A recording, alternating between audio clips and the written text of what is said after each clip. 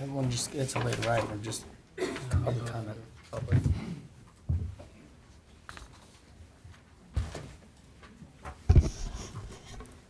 Good afternoon and welcome to Lorain County Board of Commissioners meeting. It's Tuesday, June 2nd, 2026. Please rise for the Pledge of Allegiance.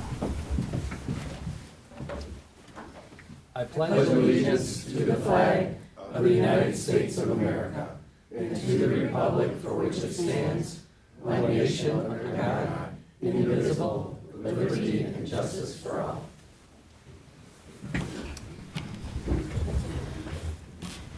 Commissioner Moore, Here. Commissioner Gallagher, Here. Commissioner Riddell. Here. We have a quorum. Under resolutions on number 1, investments. So moved. Second. Discussion.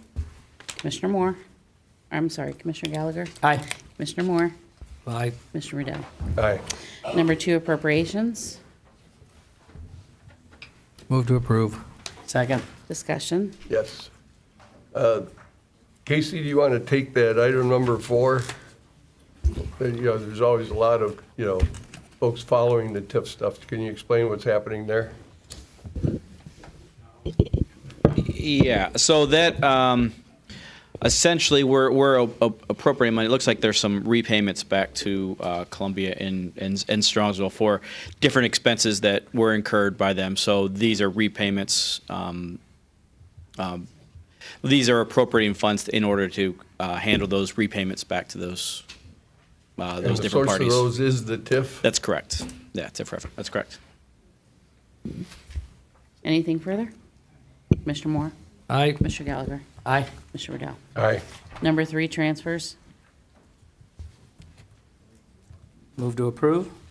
Second. Discussion. So I take it this is number 2 on the fund transfers. That's the clerk giving back some of the money that. That is correct. Through the budget hearing process last winter, you guys have requested Mr. Orlando if he could get us those funds as early as was comfortable, and he reached out a couple weeks ago and was comfortable with this amount. And he originally had, I believe, given us an estimate of $1.1 million. That's what I thought. It was a little bit less. And so he was able, at this time, he was comfortable with this amount of $1.2 million transferring from the title office back to the general fund. Correct? Thank you, Mr. But the Orlando. 1.1 million that was already factored into our budget. So this is 100,000 of new money. But the 1.1 was already factored in before everybody chases that money. You are correct. Yep. Okay. Anything further? Commissioner Gallagher. Aye. Commissioner Moore, Aye. Commissioner Riddell. Aye. Number 4, advances, repayments. There were none. Number 5, requisitions. We only have one page. Move to approve. Second. Discussion. Yeah, mental note. Oh, not mental note, public note here, 615 and 616. Is that right? Those are legal fees in regards to the domestic relations lawsuit that we're dealing with right now. So just to let everybody know what that's for. Anything further? Commissioner Moore, Aye. Commissioner Riddell, Aye. Commissioner Gallagher. Aye. Number 6, travel. Move to approve. Second. Discussion. Commissioner Gallagher. Aye. Commissioner Moore, Aye. Commissioner Riddell. Aye. Number 7, bills. We have 3 pages today. This is page 1. Page 2, please.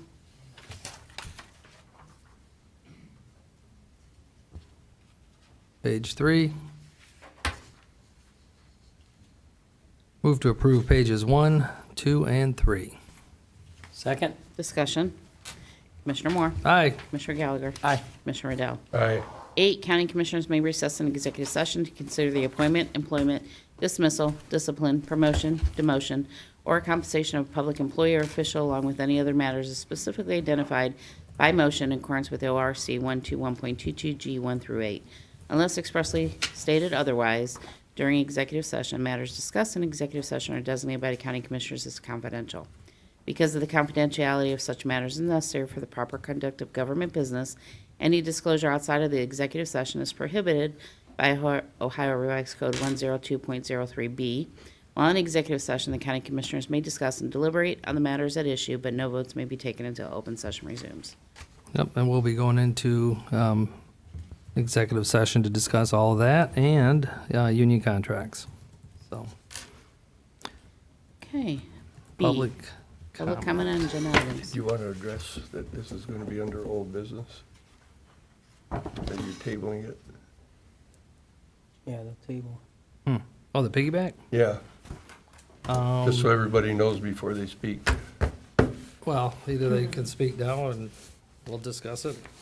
Yeah? Okay. It's probably the thickest we got in any issue that we've talked about so far this year in public discussions in regards to, everybody wants to talk about old business, C1. So I think that's all I have. I think somebody else wanted to talk in regards to a couple other agenda items.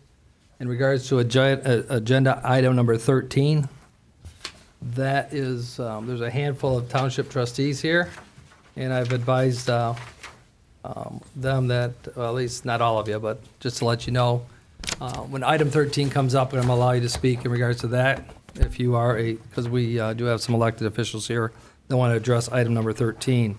So what we're going to do is discuss item number 1. We put it on the agenda as for public discussion only. I don't even know if we're going to table it if we have to. I'd like to put it on the table, or we're going to have a discussion between the three of us.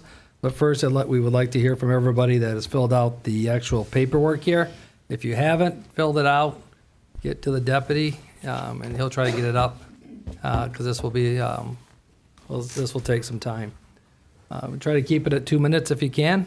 We'd appreciate it. So, Mike Cook, you were here to discuss the tax rollback. So, if you don't mind, just to let you know, it's 2 minutes. I'll let you know if you know to close it when you get there.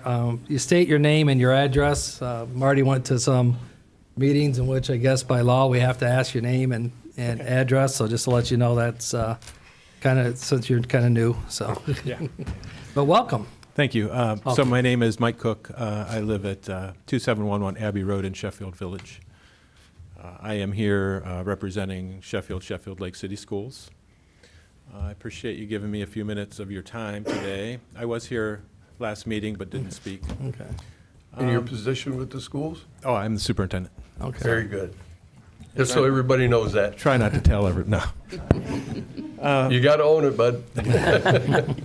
So basically I'm here because the amount of money that could be, not come into our accounts, that revenue is really important to us. We've worked hard as a community to mind our dollars. We work with the board to right-size our district over and over, and frankly, we're happy if we end the year in the black. We don't sit on a large nest of money, and $531,000 does put us in the realm of needing additional levy. And last year, we really debated whether to ask for a levy at that time, but we knew Ford money was going to come in, and we took a gamble, and it did come in. And so we actually are fine right this minute, but we're not fine by much, And so $500,000 would really do damage to us. And I think I'm obligated as a superintendent to come represent our people before we ask for a levy, to say I at least tried to explain our situation. So the other thing is I'm completely open to sharing our 5-year forecast with any of you in line item by line item, so that you could see what our situation is, if it somehow would help come to some conclusion together. That's all I have. Okay. Well, Thank Thank you very much. Brian Baker?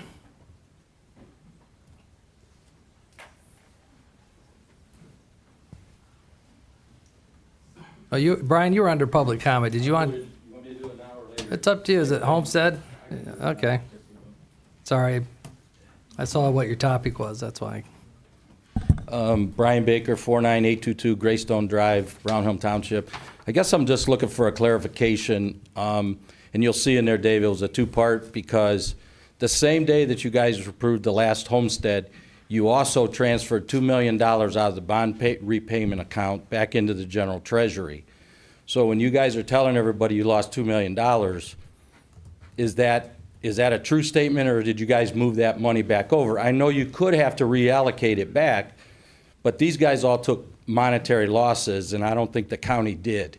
As you know, I attend every meeting. I pay attention to the dollars moved.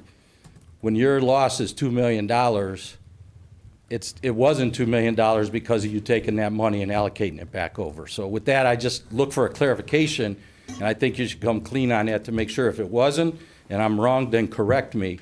But $2 million was moved at that meeting or the next meeting right after it. So that was a zero net loss for the county commissioners. So thank you. Yeah, thanks, Brian. Courtney Nazaro, in regards to the homestead?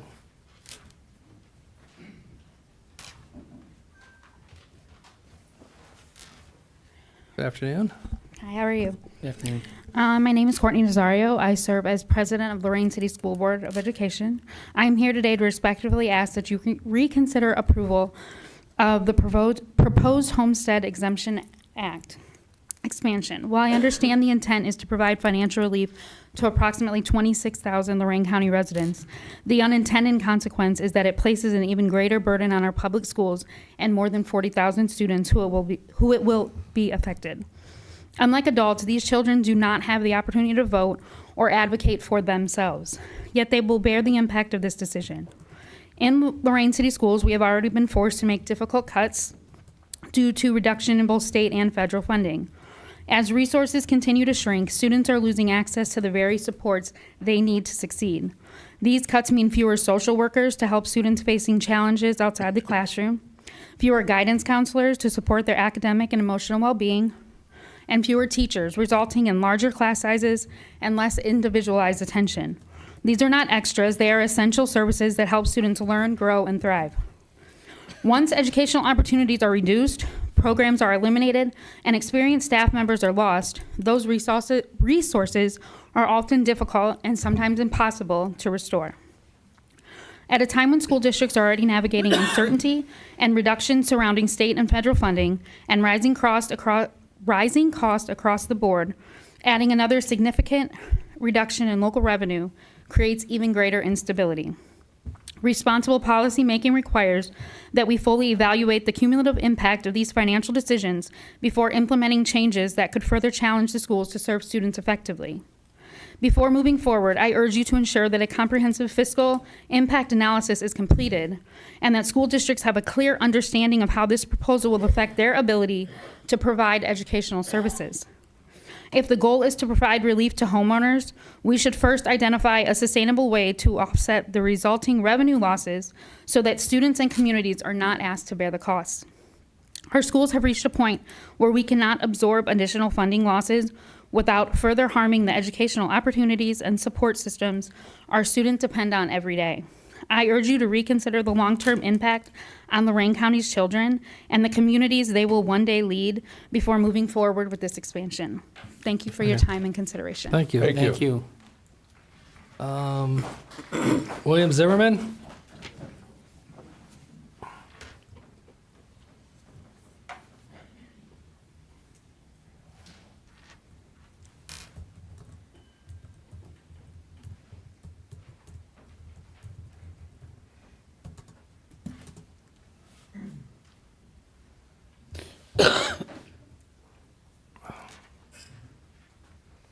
Afternoon, William Zimmerman, beautiful Avon Lake.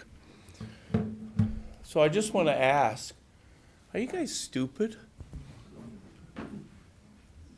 Because I don't understand why you would be trying to alienate the school districts of Avon, North Ridgeville, Avon Lake, Elyria, all these other places here in the county, when you have an election in 5 months. I think you'd be smart enough to figure it out that you don't want to alienate these voters.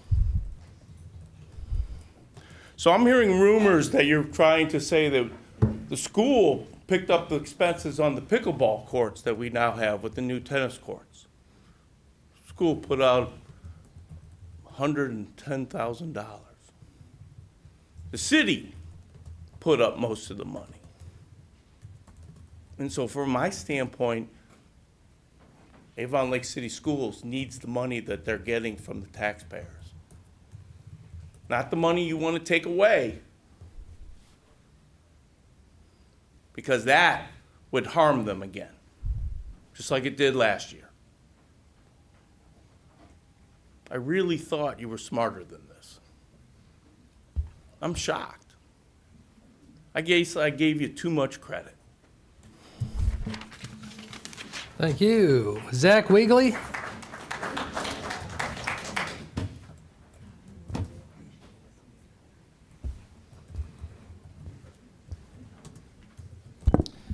Zach Weegley, 42270 Biggs Road in LaGrange. Good afternoon, Commissioners.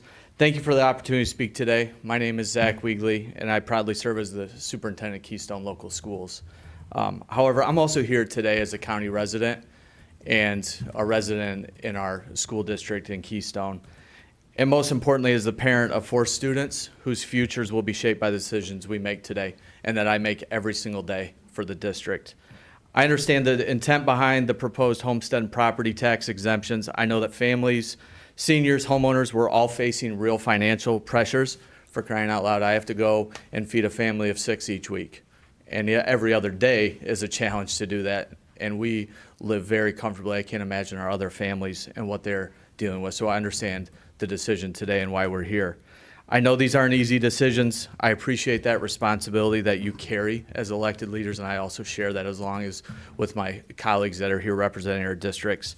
I just ask that you carefully consider the long-term impact these exemptions will have on public education across Lorain County, which I know that my colleagues will share here and have shared previously.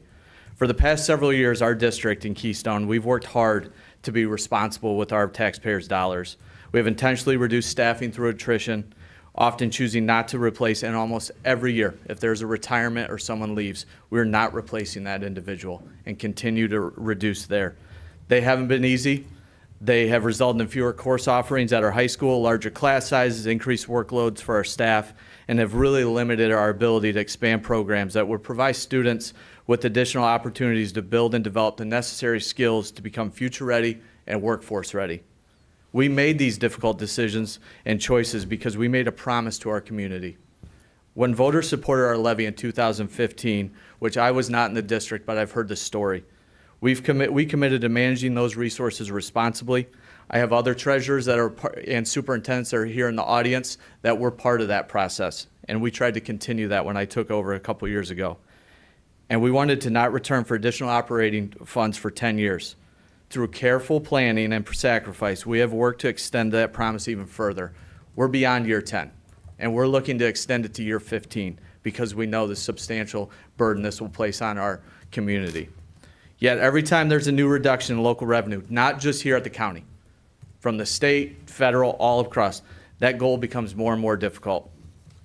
The reality is that our students are preparing, and I hope all of us in this room understand, they're preparing to enter a world that is changing faster than any generation, mine, any of you sitting here, anybody sitting in this audience, than before has ever experienced.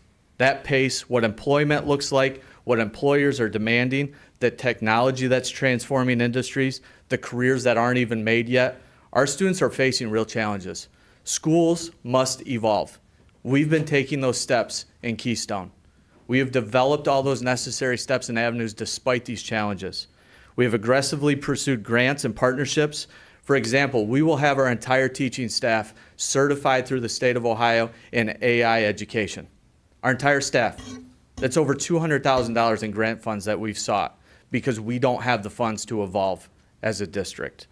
Across our county, we're already seeing the districts reduce programs, eliminate positions, and make difficult cuts. You have heard this again and again from my colleagues and from parents, from board members, and from our community. Hundreds of dedicated educational professionals have lost their jobs. Many more are uncertain about their futures, including those in our district. They're not just employees. These are neighbors, taxpayers, parents, and contributors to our communities. I ask you to consider what happens if these challenges continue to grow. What happens when educational opportunities diminish? What happens when communities become less attractive to families looking to relocate because our schools are struggling financially? There's a development of 80 homes going in down the road from me. Who's going to buy those homes? Let alone the costs. If the job market continues, so then that lot sits vacant and we continue to diminish as a community. What happens when our workforce suffers because schools lack the resources to prepare students for the demands of the modern economy and an economy that, again, is evolving faster than at any other point in time? Our communities are only as strong as our schools and vice versa. This decision is not simply about taxes. That's not why I'm here speaking. I see that tax bill and I've seen it increase in my own property. It is about the long-term health, vitality, and competitiveness of our communities and our county.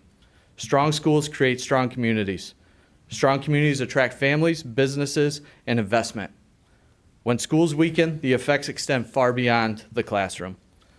I understand, you guys understand, leadership often requires looking beyond immediate pressures and considering the consequences years down the road. I recognize that you are in a difficult position. This is much more difficult than just calling a snow day when I wake up at 4 in the morning, right? And I don't stand here with answers. Those are far beyond what we can do right now. But I respectfully ask that you weigh the long-term impact this proposal has on our students, our educators, our families, and every community represented in our county. Again, I encourage you to ask not only what provides relief today, but what best positions our county for success into tomorrow and into the future.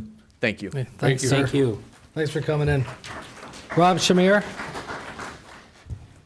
Forgot to hit the timer. Let me see. Good afternoon. My name is Rob Shamir, and I serve on Avon Lake City Council. I am also a resident of Avon Lake who has voted for every school levy that has come through by choice, not because I enjoy giving taxes and paying taxes, but because of the necessity of those taxes to improve our public education. Now, I urge you not to pass this. And if you are looking to pass it, to go through and do a detailed economic analysis, to include what the impact on every entity within the county will be. That includes the cities, the school districts, the libraries, the public service that would be impacted, EMS, police, fire. So I understand that there is a requirement or a need for support of those that may not have sufficient funds to pay for that additional taxes. But you also have to remember that a lot of folks within this county have gone to the ballot and voted for these taxes. It didn't happen by its own. And we can't have a single body come in and erase all those votes. It is something that was voted for. Every community went to the ballot and decided that this fund would be required so that they can see an improvement in their community. And we cannot take all of that back and put it on a group of 3, 4, 5, whatever it may be, today or in the future, so that their votes go away and we are now looking at 3 people making a judgment. And tax relief can come through economic development. And that economic development should be something that this commission should be more focused on. We should bring in additional revenues through businesses, industries, not looking at the residents. Thank you very much. No, thank you. Thank you. Amy Richards? Did you want to? Okay. Jennifer Fenderbosch? You had number 1 down there, Amy, that's why. Oh, okay. Jennifer Fenderbosh, Councilwoman, City of Avon Lake, and a resident, of course, of Lorain County. And I'm here, like I was the last time, to ask you to reconsider and not go for the 2.9% credit that would be coming back. And one of the things that I wanted to clarify that was made earlier is that, yes, the City of Avon Lake did assist the Avon Lake school system in their pickleball. We did it through a NOPEC grant, and we also did it through like services. So some of our laborers helped to install. So I just wanted for clarification. But for today, it is so important to maintain our schools and to maintain the city and the libraries. And we count on those property taxes for core services. And like I said the last time, this isn't an extra effort. This is something that we all count on. And I know that you'll be making the right decision when you come to look at all of it. And you see all these good people here today, like you did last week. The one point that I perhaps have a different opinion than maybe some of my colleagues is that I do believe we need to take care of those that are most fragile in our society, and that includes those that are probably in the military and disabled, and also some of the elderly through the Homestead Act. And having the Homestead Act to help them would be one thing, but I would decouple it from the 2.9. Thank you for your time. Thanks, Thank you. Thank you Jennifer. very much. That, is it Jamal Solomon? Did I say that? I don't think I said it right.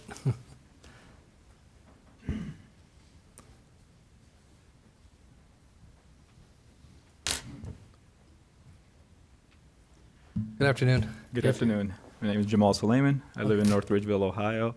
I'm here to speak and urge you to reconsider the Piggyback Homestead Act and exemption. And I'm going to speak to you as a father, rather than reading this long-winded speech that was previously prepared. I'm a father of 7 children, all of whom attended North Ridgeville City Schools from kindergarten to 12th grade.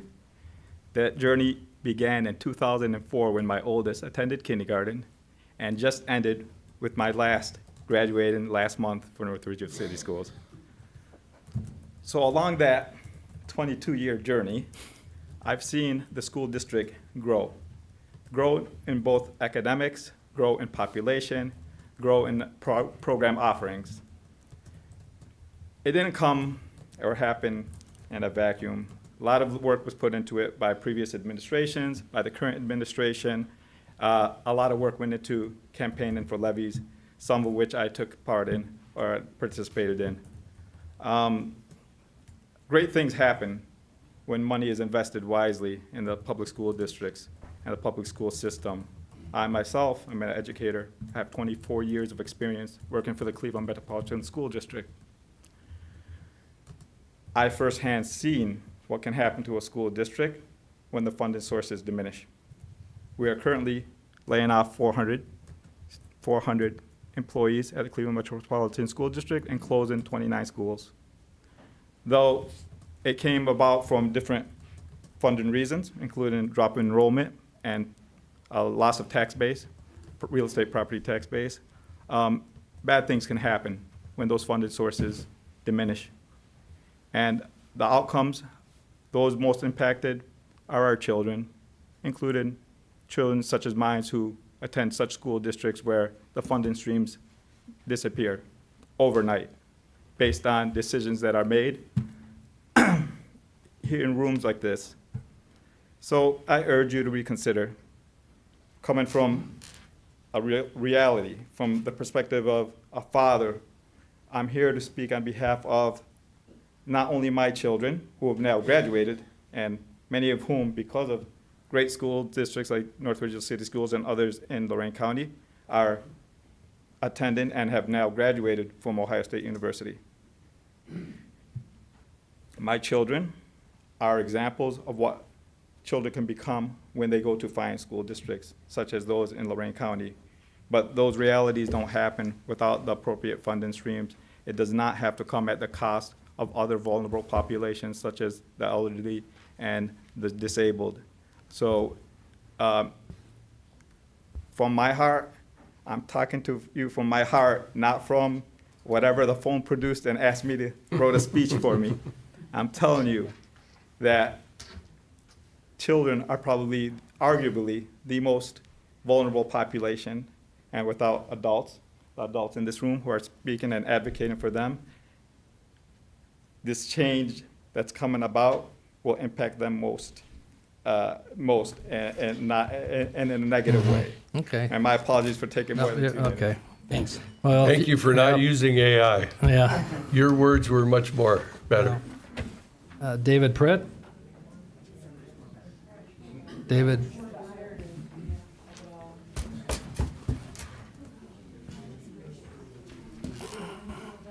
Good afternoon. Good afternoon. Commissioners. My name is David Pritt. I'm the Assistant Superintendent for the North Ridgeville City Schools, 34620 Bainbridge Road. I'm asking you today not to reapprove the homestead and the owner-occupied exemption. Certainly, everybody in this room recognizes the challenge that we have with property tax across the state. And I think when we look at this as in its entirety, it's just not the best solution holistically. So I feel the students in our schools are the future of Lorain County, and that every decision we make should strengthen their chances of success for tomorrow. Every dollar that we lose to these credits is a dollar that cannot be invested in our classrooms, cannot be invested in our teachers, and costs us student opportunities. For the North Ridgeville City Schools, the current homestead and OOC changes have added up to a $1.7 million reduction in anticipated revenue. That's not a line item, that's a lost opportunity. It is fewer resources for academic support, fewer options for career and technical programming, fewer programs that challenge and engage our students, and fewer opportunities to prepare them for the workforce this county depends on. When we talk about extending these credits, we also have to recognize what that means in the long term. It puts greater pressure on districts to make cuts or ask voters to support for more support sooner. And when we lose funding for essential in-demand programming, we're not just hurting our schools today, we are limiting the county's future. If we want Lorain County to grow, we must invest in the students who will lead it. Protecting school funding is not just about education. It is about workforce development, economic strength, and the future of our communities. I respectfully ask that you not reapprove these credits and protect the future of Lorain County by protecting its students and their education. Thank you. Well, thank you.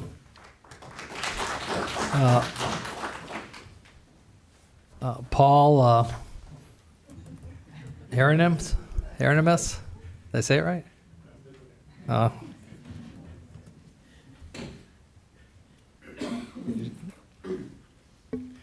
Thank you very much. And yeah, you wouldn't be the first person to I know. mispronounce my name. It's So- Paul Hieronymus. Hieronymus, okay. Yes, thank you very much. Well, welcome. I appreciate it. Yes, my name is Paul Hieronymus. I live in Avon, Ohio, and I'm a 20-year plus taxpayer in Lorain County. I am here today to ask you not to approve the homestead and owner-occupied credit exemptions. Well, at first glance, these exceptions sound helpful. In my case, it saves me about $15 a month. But the small personal savings comes at a real cost to our schools and local government. These changes are reducing my local school's revenue by approximately $1.16 million per year. The question before us is whether saving homeowners a few dollars each month is worth creating the financial hole that our schools will eventually have to fill. I believe it is not. When school districts lose revenue, they don't stop educating children. Instead, they're forced to cut programs, delay repairs and maintenance, forced to return to the voters sooner, and with additional levy requests. Ironically, this policy may actually lead to higher taxes sooner rather than later.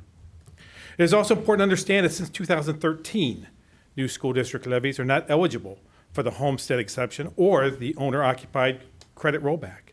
That means that when districts are forced to seek new revenue because of these funding losses, taxpayers do not receive the same protection under the new levy dollars. The result is that future levies can cost homeowners more than the taxes that are being reduced today. It is not a sustainable approach. A short-term savings of $15 a month is not worth the weakening of the long-term financial health of our schools, increasing likelihood of the future of the tax requests, and shifting greater costs on the taxpayers sooner rather than later. I moved to Lorain County because of its schools and because of the local government that I am proud to be living under. I respectfully ask that you reject the approval of these exemptions and protect the financial stability of our schools and students they serve. Thank you for your time. Oh, thank you for coming in. Mayor Corcoran?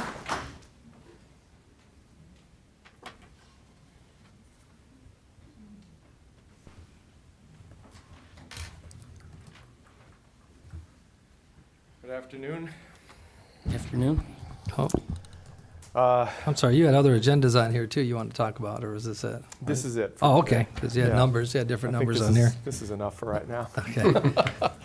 So I live at 32563 Bluffstone Circle in North Ridgeville. I'm here to discuss the piggyback exemptions. I have some new information for you from last time. So wanted to point out how hard and why this is important to the city of North Ridgeville. It's really because of the property tax levies that we have on our books.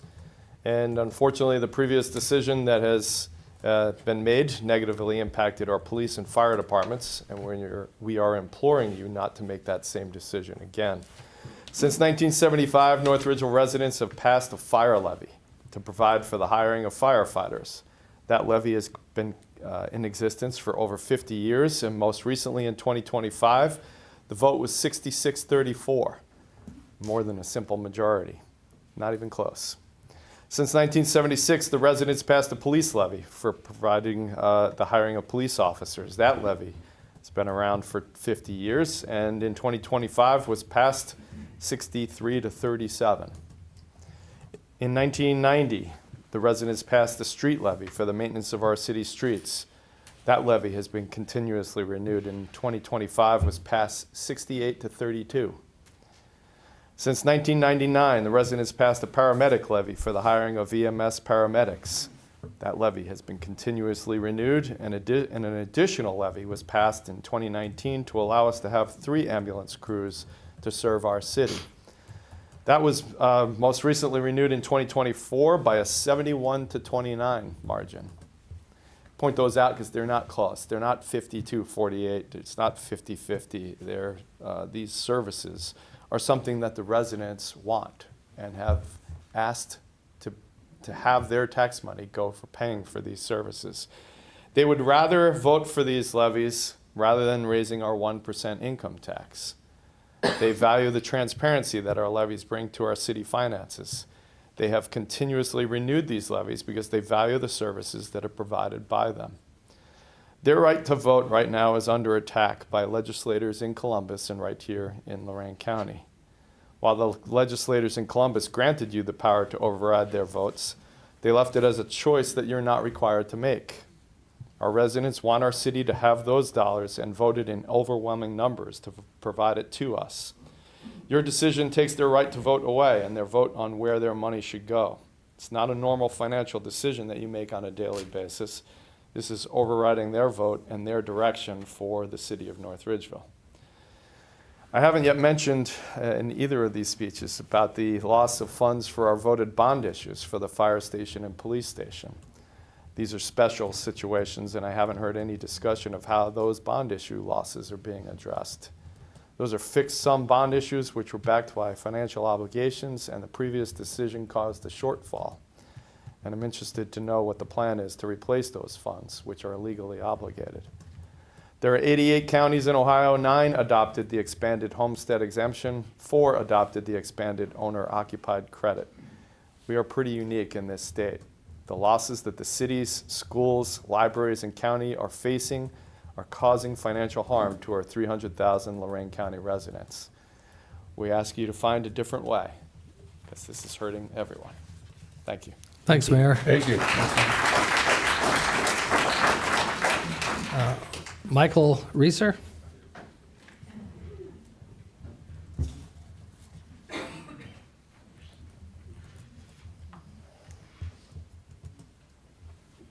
Good afternoon, Commissioners. Mike Reeser, Treasurer at Midview Schools. I reside at 21350 West Road in Wellington.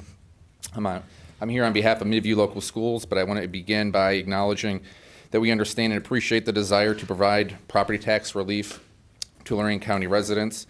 However, I'm here to share the significant financial impact that these exemptions will have on Midview Local Schools. Ohio school districts are required to submit a multi-year financial forecast to the state of Ohio twice annually. These forecasts demonstrate the district's long-term financial stability and help engage the Board of Education and communities when it comes to long-term planning, specifically staffing and programming. Due to recent changes surrounding property tax legislation and local tax exemptions, Midview has been forced to project these losses. Once revenue is removed from district's forecast, we're required to respond and adjust accordingly. Midview is currently projecting approximately $8.7 million in lost revenue over 5 years as a result from these property tax changes at the state level and the first year of the exemptions that you approved at a cost of $927,000 to the district. So reviewing these piggyback exemptions for a second consecutive year would further reduce our revenue and require additional budget reductions in future years. Much like my colleagues here today that have already spoke, Midview has taken steps to manage these financial pressures by cutting nearly $800,000 out of our general fund permanent improvement project budget. We've reduced staffing levels through attrition. We've eliminated programming, which so far includes 2 career tech programs at the high school, and eliminated multiple tutoring positions affecting nearly 1,400 students at our 3 elementary schools. Continued reductions in local revenue will make it increasingly difficult to maintain the educational opportunities, student supports, and programming that our community expects and our students deserve, while pushing us closer towards a new levy for the first time since 2013. Midview spends $15,944 per pupil, which is $1,665 per student less than the state average. We're already operating well below the state average, and by passing this exemption again, we'll be forced to absorb nearly $1 million in more additional lost revenue. Midview Local Schools respectfully asks the Lorain County Commissioners not to renew the piggyback exemption. While we understand the desire to provide tax relief, the impact of recent state legislation and local tax exemptions are creating significant and lasting financial challenges for public schools. Preserving these revenues is critical to maintaining educational services and ensuring long-term financial stability for our district. Further, property tax policy and school funding matters are a statewide concern.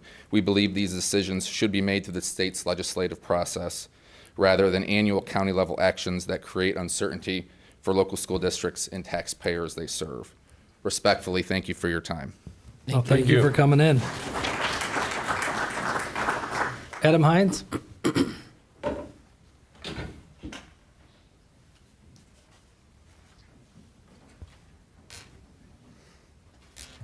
Good afternoon, Commissioners. I'm Adam Hines, Treasurer, Sheffield Lake City Schools. I'll keep this short. Sheffield Lake City Schools has already lost $531,000 based on your vote last fall for the piggyback exemptions. And I did not personally forecast, along with the board's agreement, any future reductions in 2027 and beyond. If this is approved today, I would assume that this will become a standard practice and will drastically impact my forecasting along with many other districts and municipalities here today, and could potentially send us into fiscal caution with the state, which would require further action and planning. These actions make it very difficult to project future revenues when other powers can divert the voter-approved funds. This job is difficult as it is, and with the state reducing our base level per pupil revenue while giving counties the authority to reduce local initiatives. I understand your reasoning on why you voted for what you did back in the fall. I understand the relief it provided for people. But I do ask you to consider the ripple effect this vote will create in my job and others in the projecting in revenue for the school districts in the county.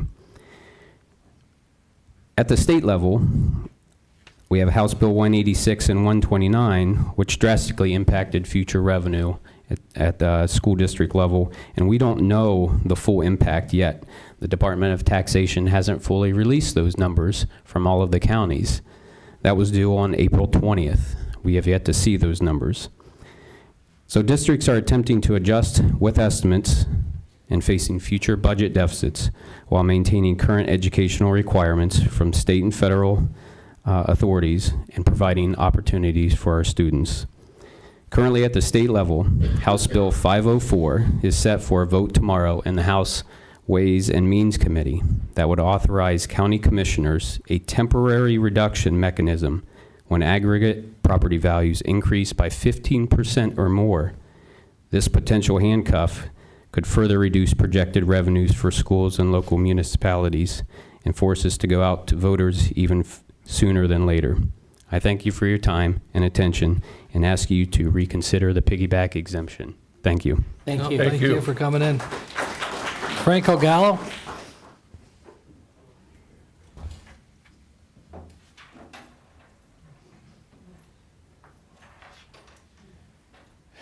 Good afternoon, Commissioners. My name is Franco Gallo. I live at 2388 Norton Place in Avon. I am the superintendent of the Educational Service Center of Lorain County.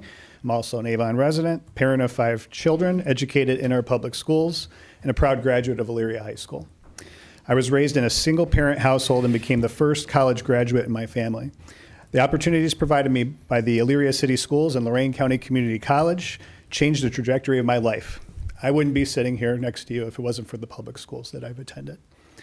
I appreciate the intent behind your proposal. My mother is a senior citizen, and I understand that challenges many senior citizens have in the homeowners, what they face with the rising costs. We all want to provide relief whenever we can. However, I would ask you to carefully consider the impact of this action to public education. Based on the information available, this could cost Lorain County Community College and all of the school districts and career centers over $11 million collectively. What concerns me most, though, is this proposal doesn't solve the underlying problem. It shifts the burden. School funding is fundamentally a state issue, and local districts and taxpayers should not be placed in a position of making the difference for decisions made elsewhere. Our schools are already working hard to be responsible stewards of taxpayer dollars. Through our Educational Service Center, they are sharing services, they work collaboratively, and they try to find efficiencies any place that they can. They're doing the work to try to control cost as much as possible and provide high-quality opportunities for kids. As someone who works alongside 15 other superintendents in the county, I have learned that meaningful solutions are rarely all or nothing. If you as commissioners believe action is needed, I understand it. I would encourage you to consider whether every available lever, though, needs to be pulled all at once. The homestead exemption is intended to help homeowners, often seniors, who may be living on fixed incomes. The owner-occupied occupancy credit extends more broadly to homeowners regardless of financial need. If relief is warranted, perhaps the conversation should focus on the tools that most directly assist those with greatest need while minimizing the impact on our schools. My point is that relief doesn't mean it shouldn't be considered. My point is that maybe there's a middle ground that could be taken to help residents while avoiding the impact on public education, helping the most needy people. So at a minimum, I respectfully ask that you ask school leaders, county officials, and community stakeholders to have an opportunity to engage in a thoughtful conversation about the long-term impact on students, taxpayers, and communities before a final decision is made. And maybe there can be a middle ground that is found. Thank you so much for your time. Thank you. Thank you very much. Michael Molnar?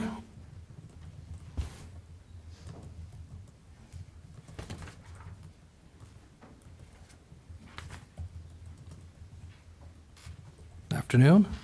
Good afternoon. I'm Mike Molnar, 6670 Buckhorn Boulevard, Lorain. I am the superintendent of the Amherst Exempt Village School District. First, I want to thank you for providing the school districts the opportunity to speak with you, share our experiences, and discuss the impact these piggyback exemptions have had on our communities. Second, I want to acknowledge, like Zach and others, that we understand the intent behind the piggyback exemptions is to provide tax relief for homeowners. I believe everyone in this room understands the financial pressures residents are facing. But good public policy is not just about intent. It is also about timing, circumstances, and understanding the environment in which the decisions are made. Today's school districts across Ohio are facing a dramatic reality. Rising costs, inflation, uncertainty in state funding, growing voucher expenditures, staffing shortages, and increases in operational expenses have created significant financial pressures on public schools. In Amherst, that reality is no longer on the horizon, it is here. Unlike some districts that may be approaching financial challenges, Amherst is already in the middle of them. Our community has failed to levy request. We have already implemented a state-required reduction plan, We have already reduced approximately $13.2 million in expenditures over the next 3 years. We have already eliminated 49 positions, reduced programs, and made difficult decisions affecting students and staff for next school year. For Amherst, the estimated $841,000 annual impact of the exemptions was significant. It's not simply a number in a forecast. It's triggered actual reductions of teachers, counselors, support staff, and opportunities for children. That is why I respectfully ask that your decision be viewed through the lens of current environment. While the intent of the exemptions is understandable and well-meaning, the impact on public schools during this particular moment is dramatic. When public education is facing the financial equivalent of a 5-alarm fire, decisions that remove already voted on revenue have major consequences. Amherst operates with one of the lowest expenditures per pupil among Ohio school districts, while also receiving the 9th lowest amount of total revenue per pupil out of 607 in the entire state of Ohio. We have focused on efficiency, controlling costs, and making difficult reductions before asking for additional support from our community. If Amherst is unsuccessful in passing a levy this November, the continuation of these exemptions will contribute directly to additional reductions that could affect another 12 to 16 positions. I respectfully ask that as you consider these decisions, you consider not only the value of tax relief, but also the realities facing public schools today. Amherst has already tightened its belt. We've already made difficult cuts. We are simply trying to preserve opportunities for students and maintain the staff who make these opportunities possible. There may be times when drawing water from a reservoir is appropriate and necessary, but not during a 5-alarm forest fire.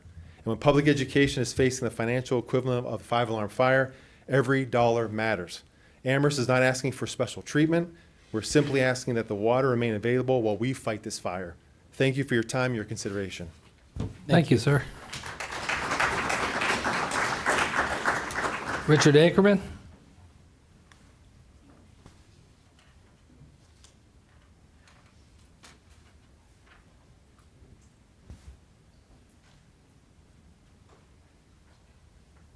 Good afternoon. Good afternoon. Good afternoon, Commissioners. My name is Richard Ackerman. I live at 4981 East Lake Road, Sheffield Lake, Ohio. I've been there since 1968, so I guess that's 58 years. Spent 10 years on the school board. I'm a public servant for life, and I still am. I served with the Elyria school system for 47 full and part-time years, 44 of them as a school administrator. I know many of the administrators that you have right here. But that's not the reason I'm here. I volunteer my time these days to the Lorain Public Library System. And you need to understand that libraries have been cut as well. Our funding has been cut for public libraries. Now, the Lorain Public Library System, in case you don't know, we operate 6 libraries. We operate Columbia Station, we operate Ridgeville, we operate Avon, we operate Sheffield Lake, and we operate 2 libraries in Lorain. And I volunteer my services now because I'm a trustee on the Lorain Public Library System. And I want you to understand that even though it was I'm sure you thought it was a good idea to give some relief to seniors, and by the way, I happen to be one of them who got the advantage of that. But I also know, and we also know here in the audience, there's such a thing as unvoted millage. There's a guaranteed 20 mills that the schools get, and there's a guaranteed 10 mills that the cities and local governments get. Now, when you lower my taxes, Well, that was good. But we still have to fill up those other buckets. And hence, my taxes went up. Well, my overall taxes did. The point of it is, this is not the way to solve the problem. You need to look at this a little deeper, and I hope you do.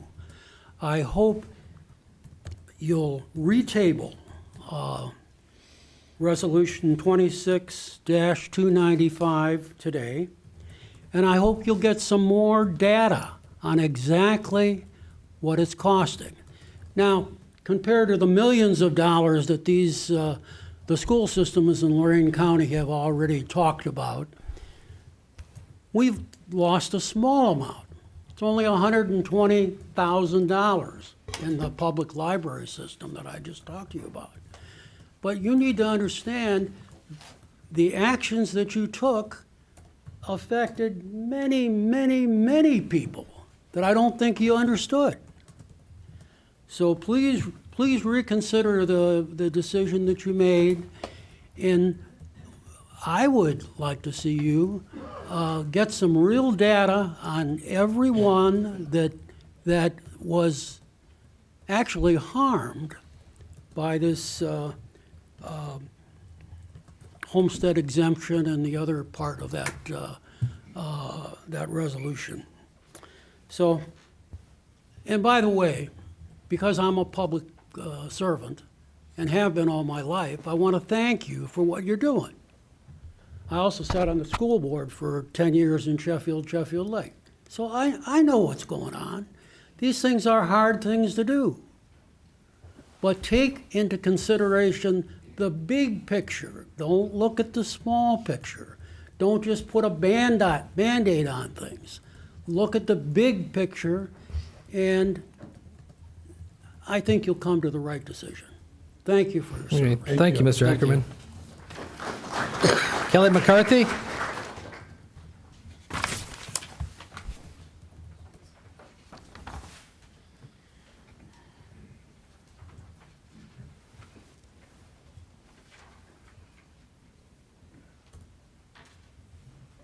Good afternoon, Commissioner. Good afternoon. Good afternoon. My name is Kelly McCarthy. I live at 38095 Vista Lake Way in North Ridgeville, Ohio. I'm currently the Vice President of our Board of Education.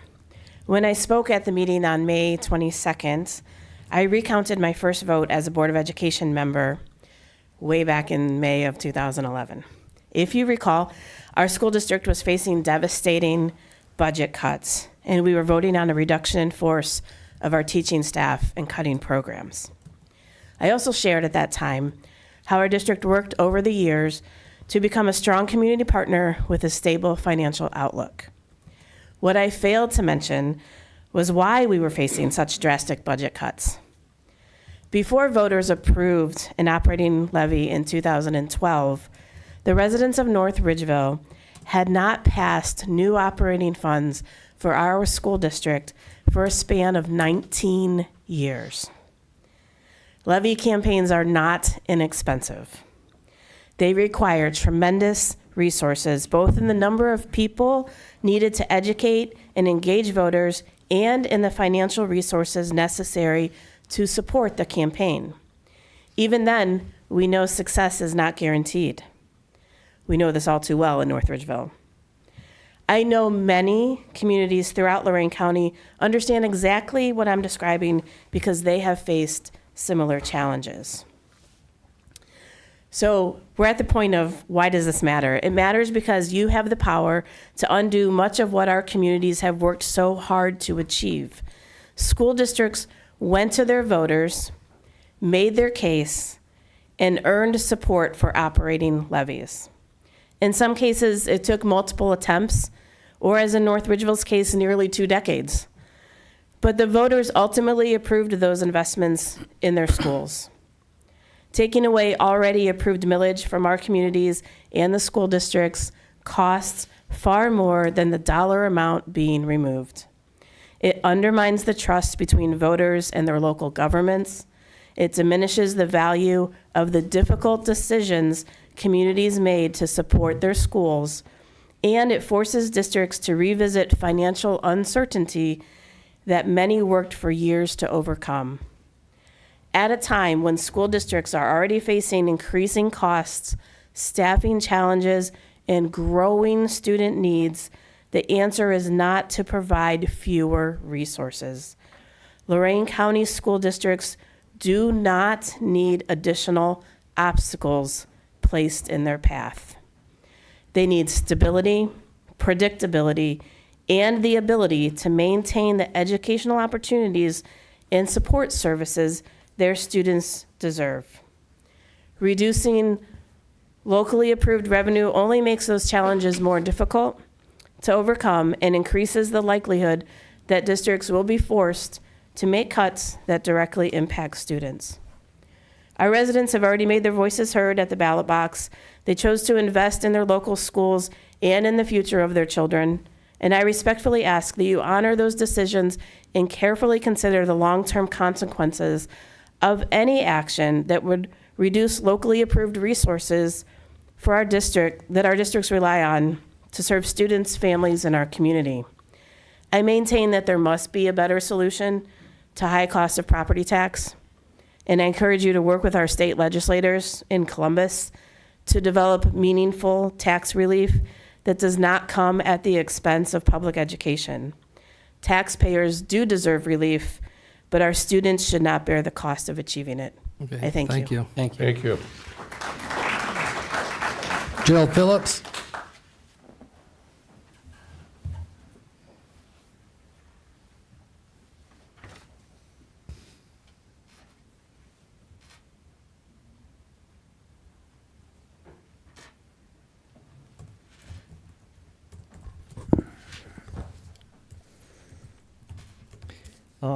Resolution 295 is an extremely complex question and decision.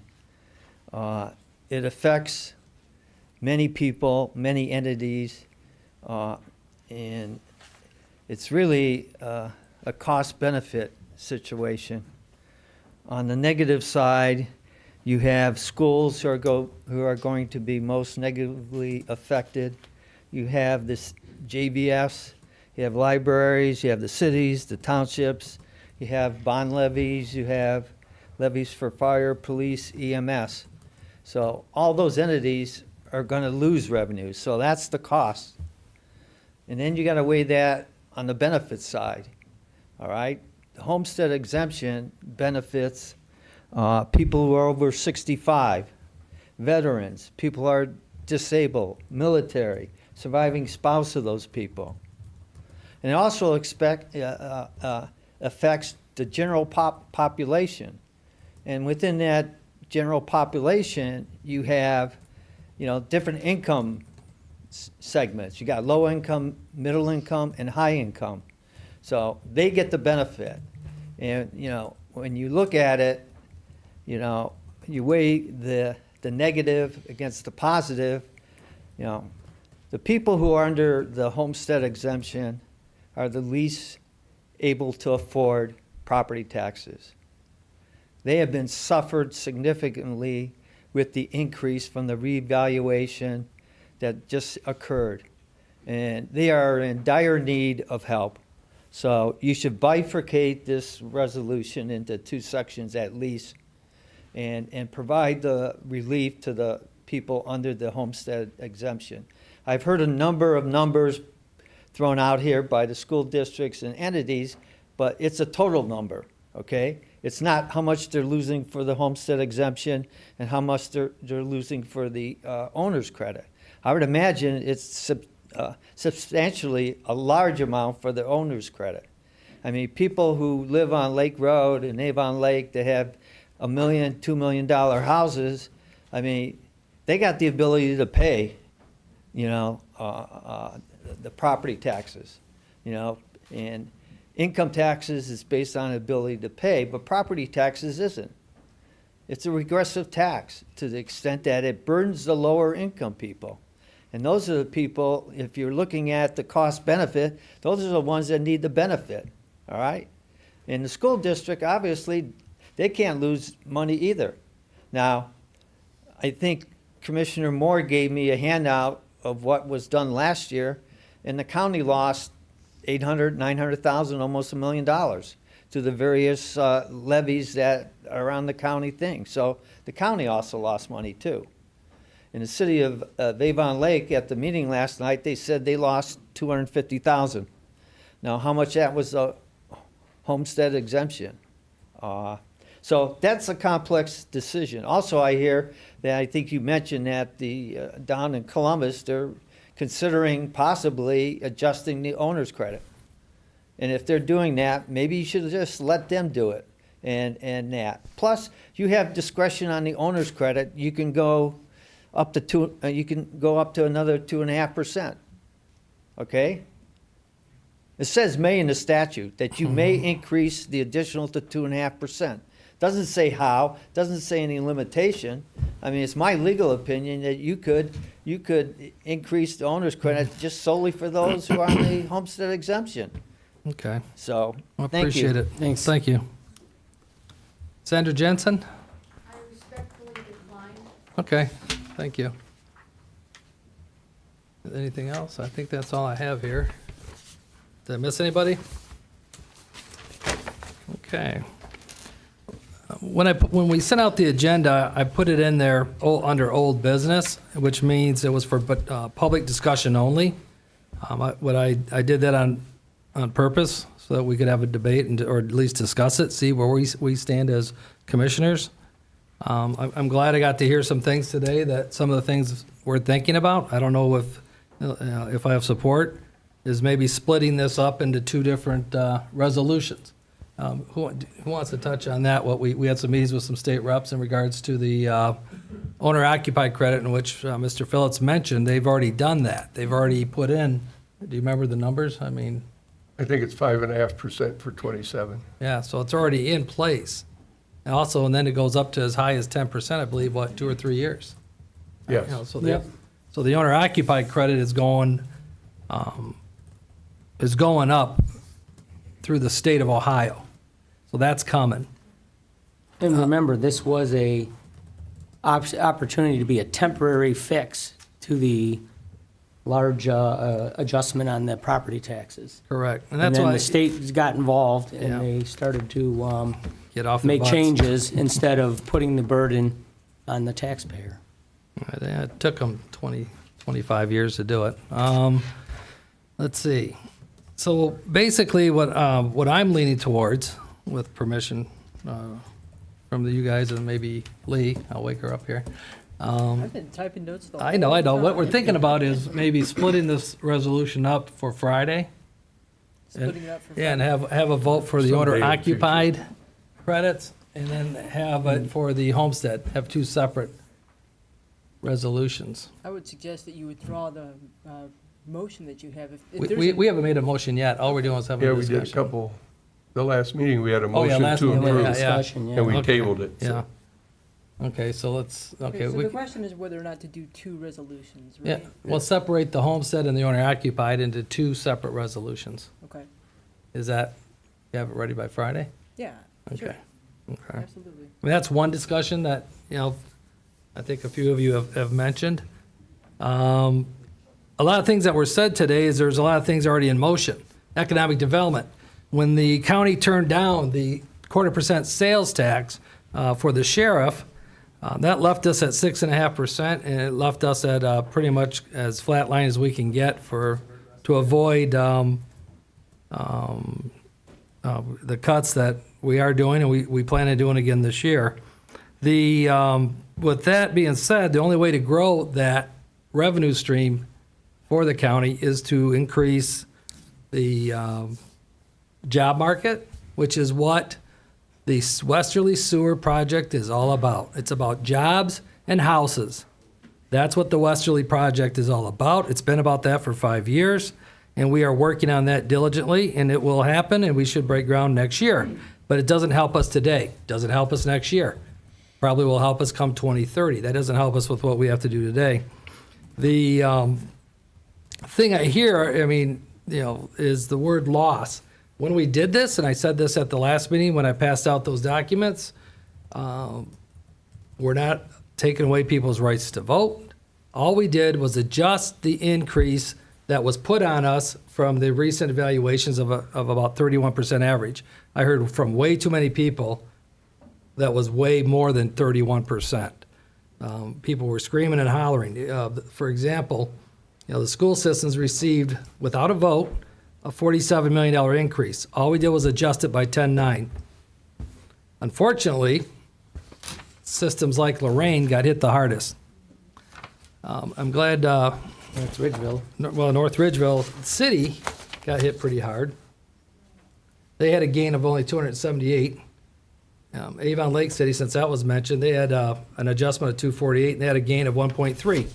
But, Lorain Public Library, they got hit really hard, a $95,000 reduction. They're one of the few that did not have a gain whatsoever, but actually lost $95,000 from that vote. Again, that we can get those numbers on how much of it is owner occupied. I think we had a ballpark of what, 8 million? It was owner occupied, and 9 was The reverse. Yeah, it was reverse, 8 and 9. So it's pretty much a 50% difference, or 100% if both are passed. So I didn't want to do an all or nothing vote.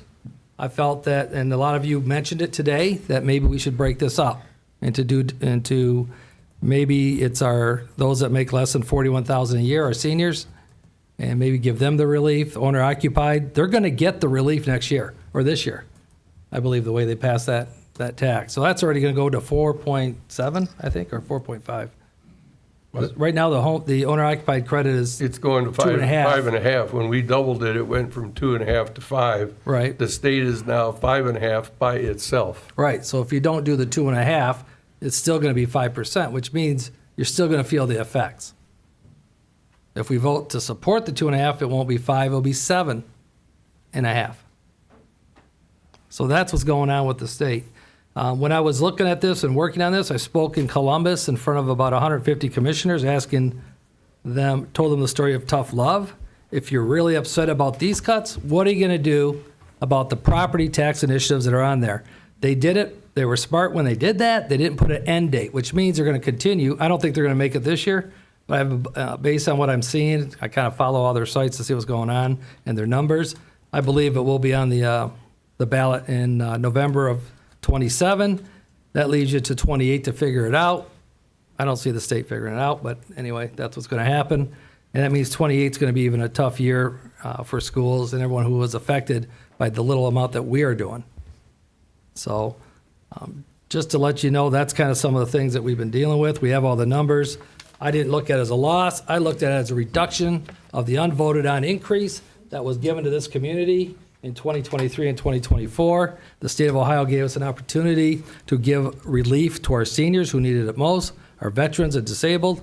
And listening today and hearing from others in regards to the fact that we have the ability to split this up, I believe that's what I'd like to do for Friday's vote, with your permission, gentlemen.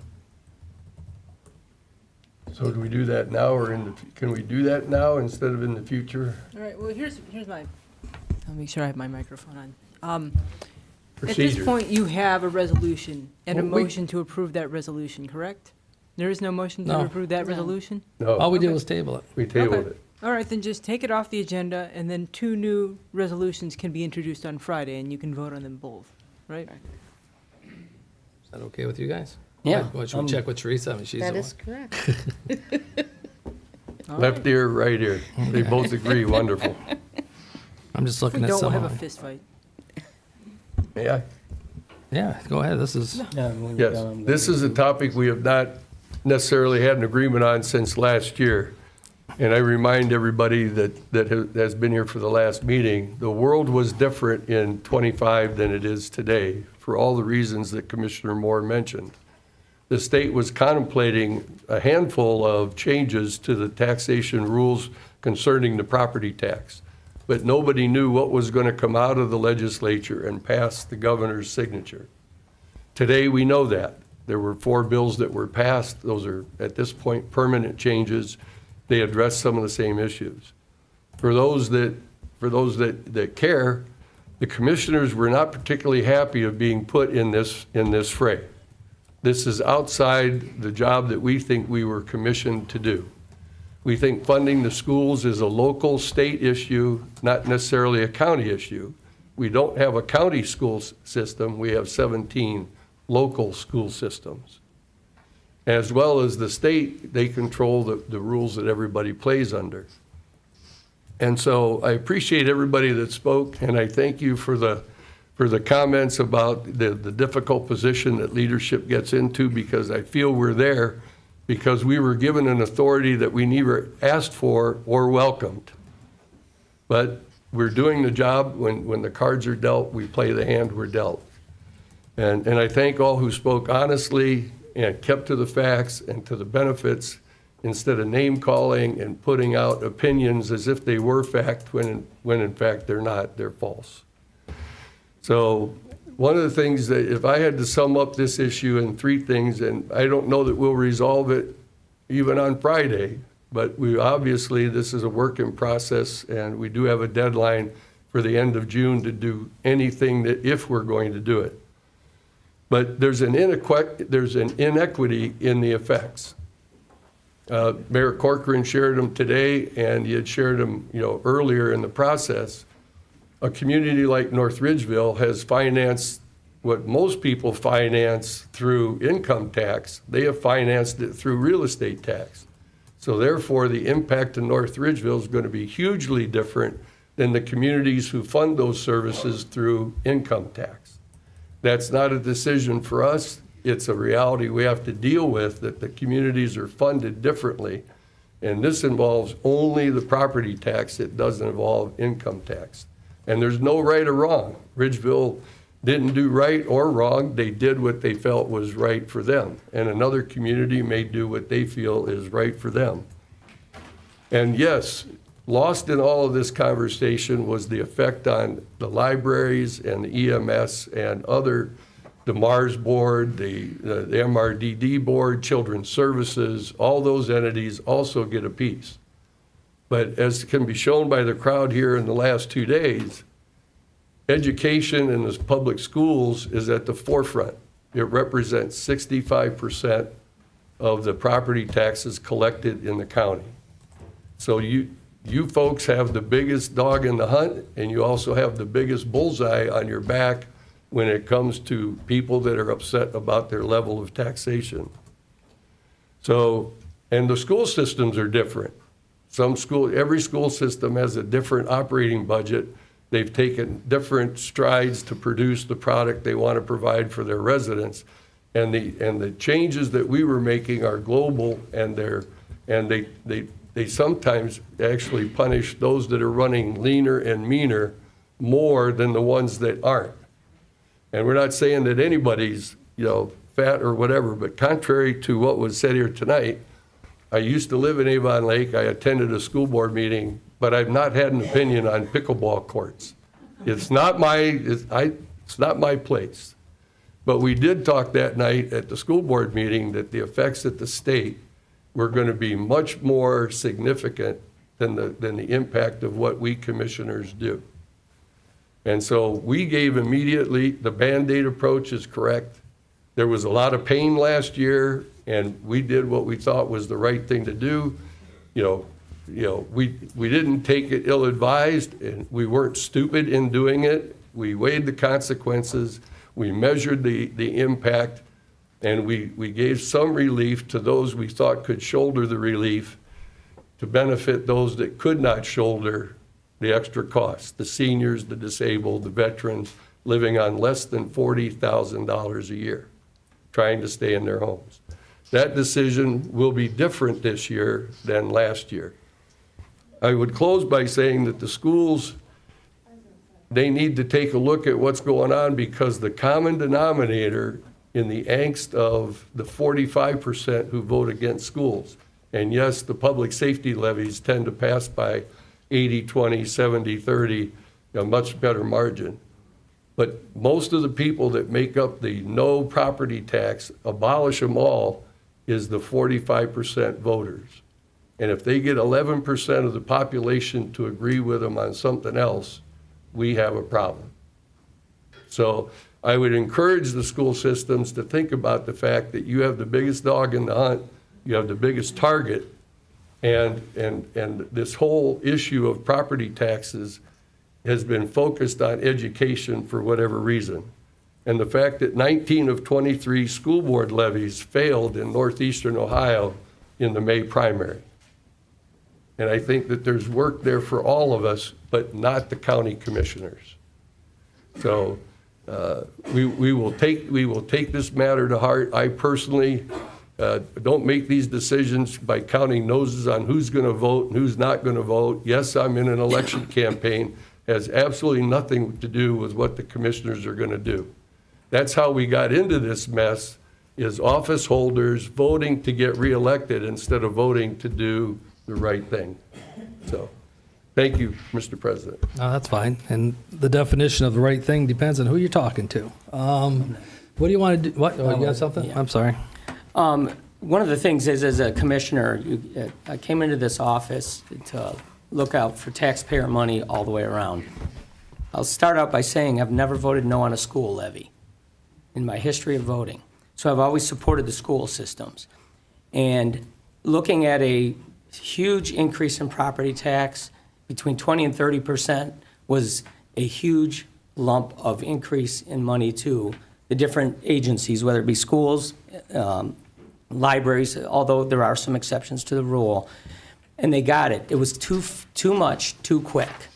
You take that and put that burden on an individual that is on a certain income, and they didn't get a 20 or 30% pay increase to offset that expense. So we have to look at that. And one of the things is, I'm from a very large family, and we didn't have money growing up.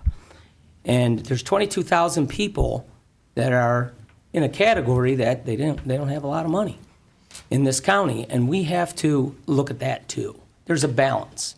I also look at how some of the school districts are operating, and per pupil, I've heard some in the $10,000 a student up to $16,000. Not factual, but those are the numbers I'm hearing, and I applaud the efficiency of the ones that are lower budgets per student. But there's also critical mass, and there's also mathematical formulas in it. But to say we have to look internally, and we have to make sure that we're not hurting the most vulnerable in the community. And that's what's an important factor in my decision-making as well. We have to balance it. And thanks for your time. Okay, could you, we'll just keep this, we'll hold this till Friday. We're not doing anything with this one. Okay, good. We're just going to put 2 more on for Friday. 2 new ones on Friday. What? No. You want to add something? Okay. Just to let you know, we did this last time, since there was a very large crowd here in support, or not in support of the resolution. If you don't mind, we'll take a pause here so you guys can get back to what you got to do. So we'll just take a quick pause, because I know you guys probably don't want to watch the rest of the meeting. So thank you all for coming in.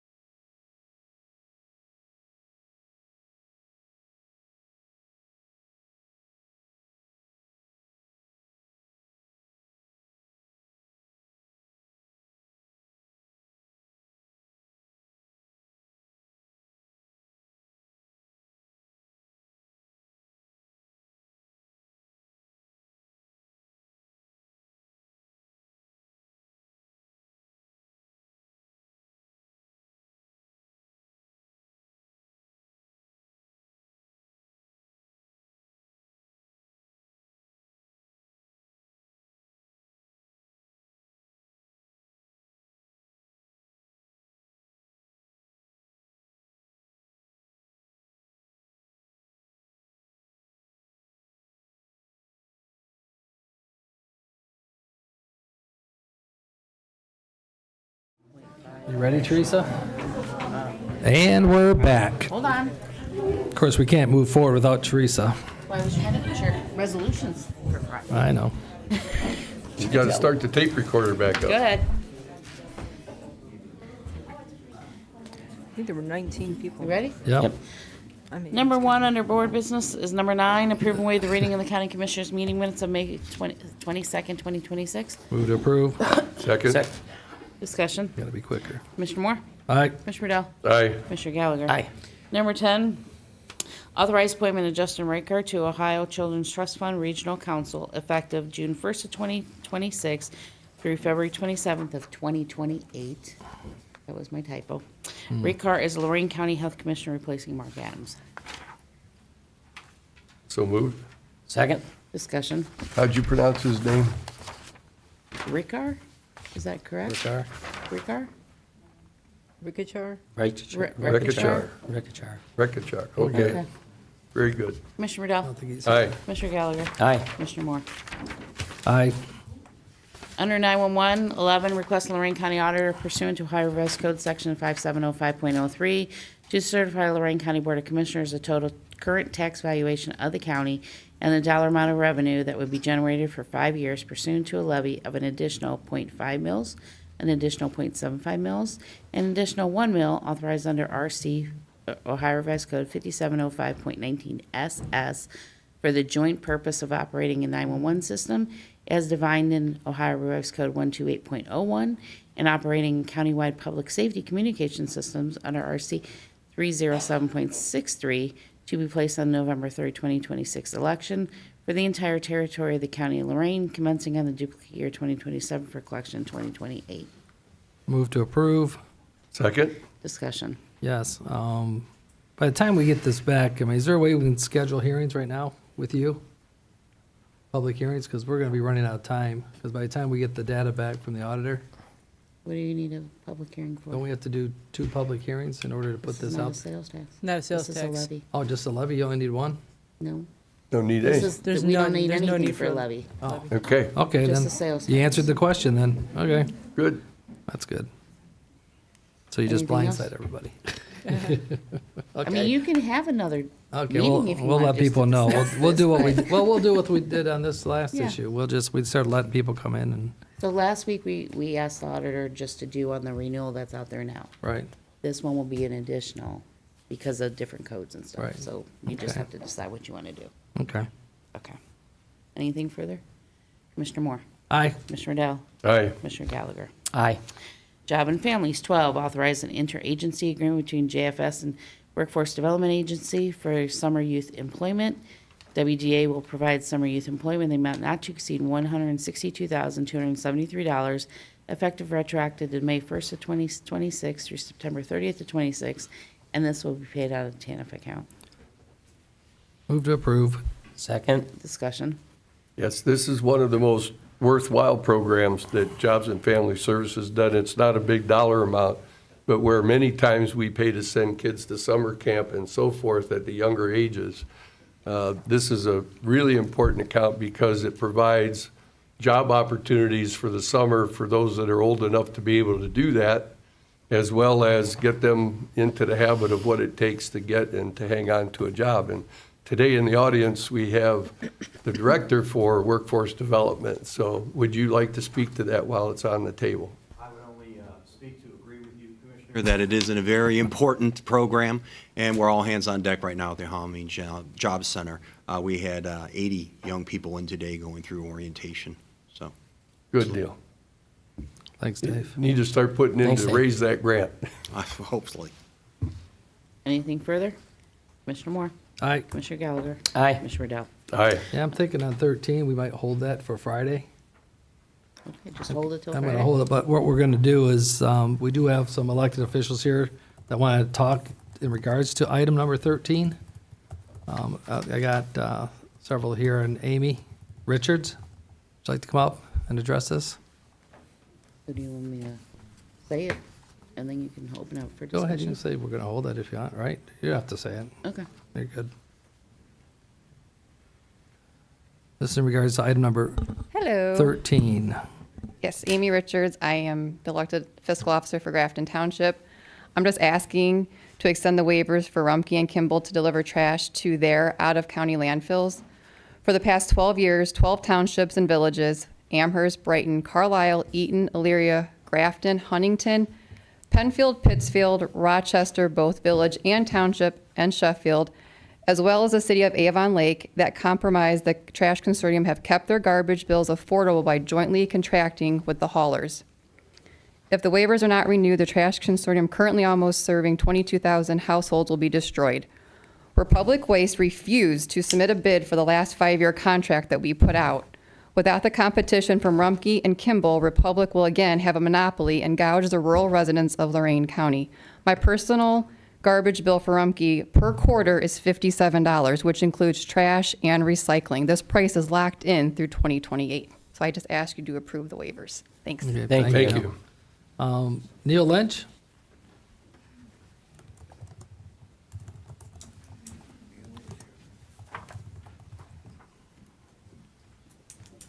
Okay, Victor. Good afternoon, Commissioners. I'm Neil Lynch. I live at 8132 Oberlin Road, Elyria, in Amherst Township, and I'm an Amherst Township trustee. It might be a little difficult because the monitor's not working here, so I'm going to have to peek over to see the presentation. I'm also asking that you continue your decision to waive the requirement that outside haulers deposit solid waste into the county landfill. Obviously, this is something that really promotes competition and helps our residents. Amherst Township is actually also a member of the consortium, which is 13 public entities. Prior to the formation of the consortium in 2013, each resident had to have their agreement with a specific hauler. To expect our residents to be able to negotiate a different hauler coming in just isn't realistic. You're not going to have a hauler come into your community unless there's a critical mass of customers. So as a result of that, the consortium was formed so that the leadership of those communities could advocate on behalf of their residents. The Lorain County Solid Waste District was instrumental in supporting the communities and putting together this consortium back in 2013. Our first bid had gone out in actually in 2013. That was open. It was a public bid, open to anybody to bid on that particular project. The result of the latest bid, we actually have 2 haulers. So we've got both Kimball and Rumpke provide the service to the 13 different members within that consortium, which Amy had mentioned before. I guess I better look at this since that's too far away for my eyes to see. You gentlemen of all either previously or currently business owners, you understand the importance of competition and what competition means. Pro and con, I mean, I'm sure everybody would love to have a monopoly because we know how you treat your customers when you have a monopoly. Competition definitely results in lower cost, better service, and also improved quality because you've got to make sure that your services and the quality that you provide is at least the same, if not better, than what your competitors are. This is actually a graphical image of the impact of competition in a particular resident in Amherst Township and represents the impact on all consortium members. Reality is this is my bill.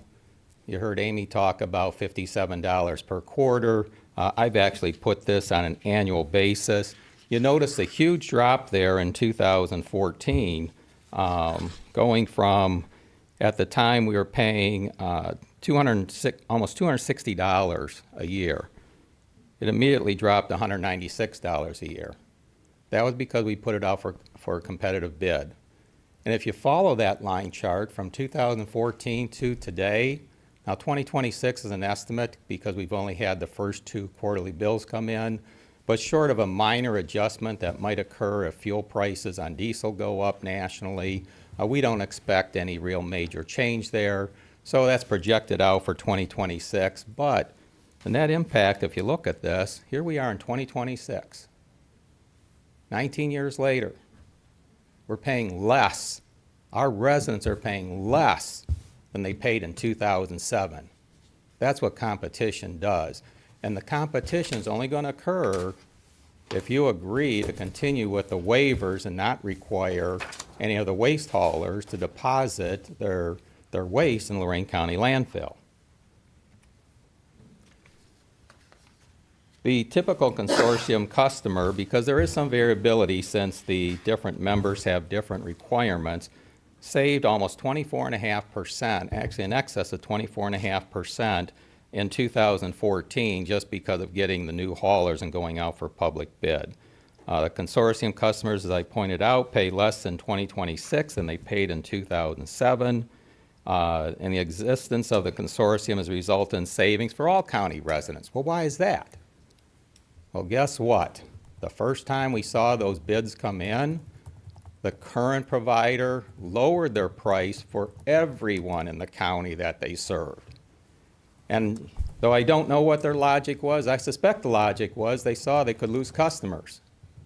And to prevent those customers from joining the consortium, they realized they had to compete on price. So the consortium, which can only exist because of your waivers, was actually a benefit to all Lorain County residents that actually have a private hauler. We do have a couple of communities that haul their own waste here in Lorain County.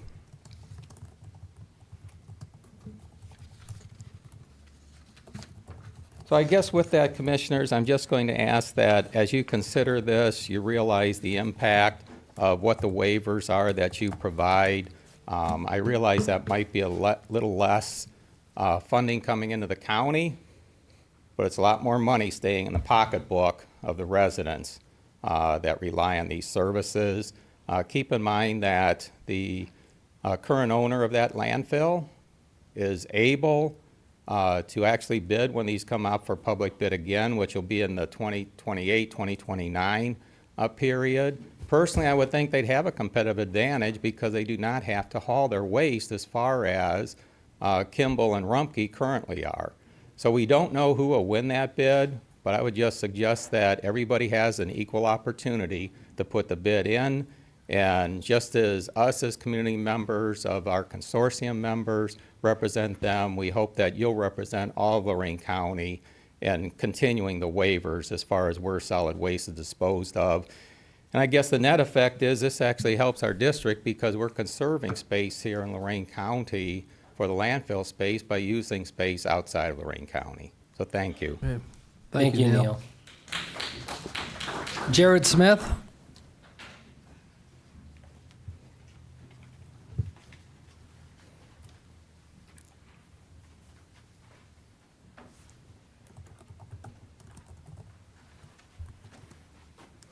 Yes, good evening now. Good afternoon, Commissioners. Thank you for the opportunity to speak to you. My name is Jared Smith. I live at 39630 Callahan Drive in Carlisle Township, and I'm also a Carlisle Township trustee. And I just want to piggyback on what Amy and Neil told you and tell you what's done for what joining the consortium has done for Carlisle. Prior to joining the consortium, my quarterly bill was $129 per quarter. When we joined the consortium, it dropped down to $63. That savings amounts to about $240 a year savings there, and over the term of the contract, the savings is going to be about $1,200. That's a lot of money for me to save, but it's also a lot of money that our residents of Carlisle are saving also. So with that, I just want to keep it short, piggyback on what they said, and I ask you to approve the waiver for Okay. us. Thank you. Thank you, Jared. David Erig. Just briefly, the past people have explained it very well. I just want to urge the commissioners to approve the issuance of waivers for the mentioned waste haulers. They are crucial for the bidding process. To have a competitive bid, it's my understanding that if you don't issue a waiver, then they would have to deposit the waste in the landfill in Oberlin. If they did that, then they would have to pay whatever Republic would say to pay, and that's not going to be cost, that's a conflict of interest for Republic. And so you do want to allow a waiver, allow them to take the waste out of the district. And also, they do pay a fee, a waiver fee, for the waste that's taken out of the district, and that does still continue to bring revenue into the solid waste district. Don't forget that. But once again, I urge you to approve those waivers, because it's very, very important, very crucial to the consortium, to the bidding process, to the competition, and that does, as Neil pointed out with his figures, keep the costs down, for the residents. Okay. Thank you. Thank you, Dave. Thank you. Okay, Karen. Oh, I was going to have Karen and Thomas. Do you want to speak first before we? Okay. No, they can speak first. They're in the front line. Yeah. No, I was just going to answer any questions that you may have. Well, the issue that I have, structurally, I agree with us postponing this decision. Right now, Thomas Patrick and Karen Perkins are involved in negotiations with the host agreement. And in fact, it has already expired. It expired on Sunday night. So the waivers are part of the whole picture for our relationship. They're not part of necessarily the contract with the host agreement, but they're part of our relationship with Republic, who is not just a vendor that can be replaced tomorrow. They're a partner. And I think that our bargaining team should have all the cards in their deck as they go forward to negotiate terms and conditions and so forth.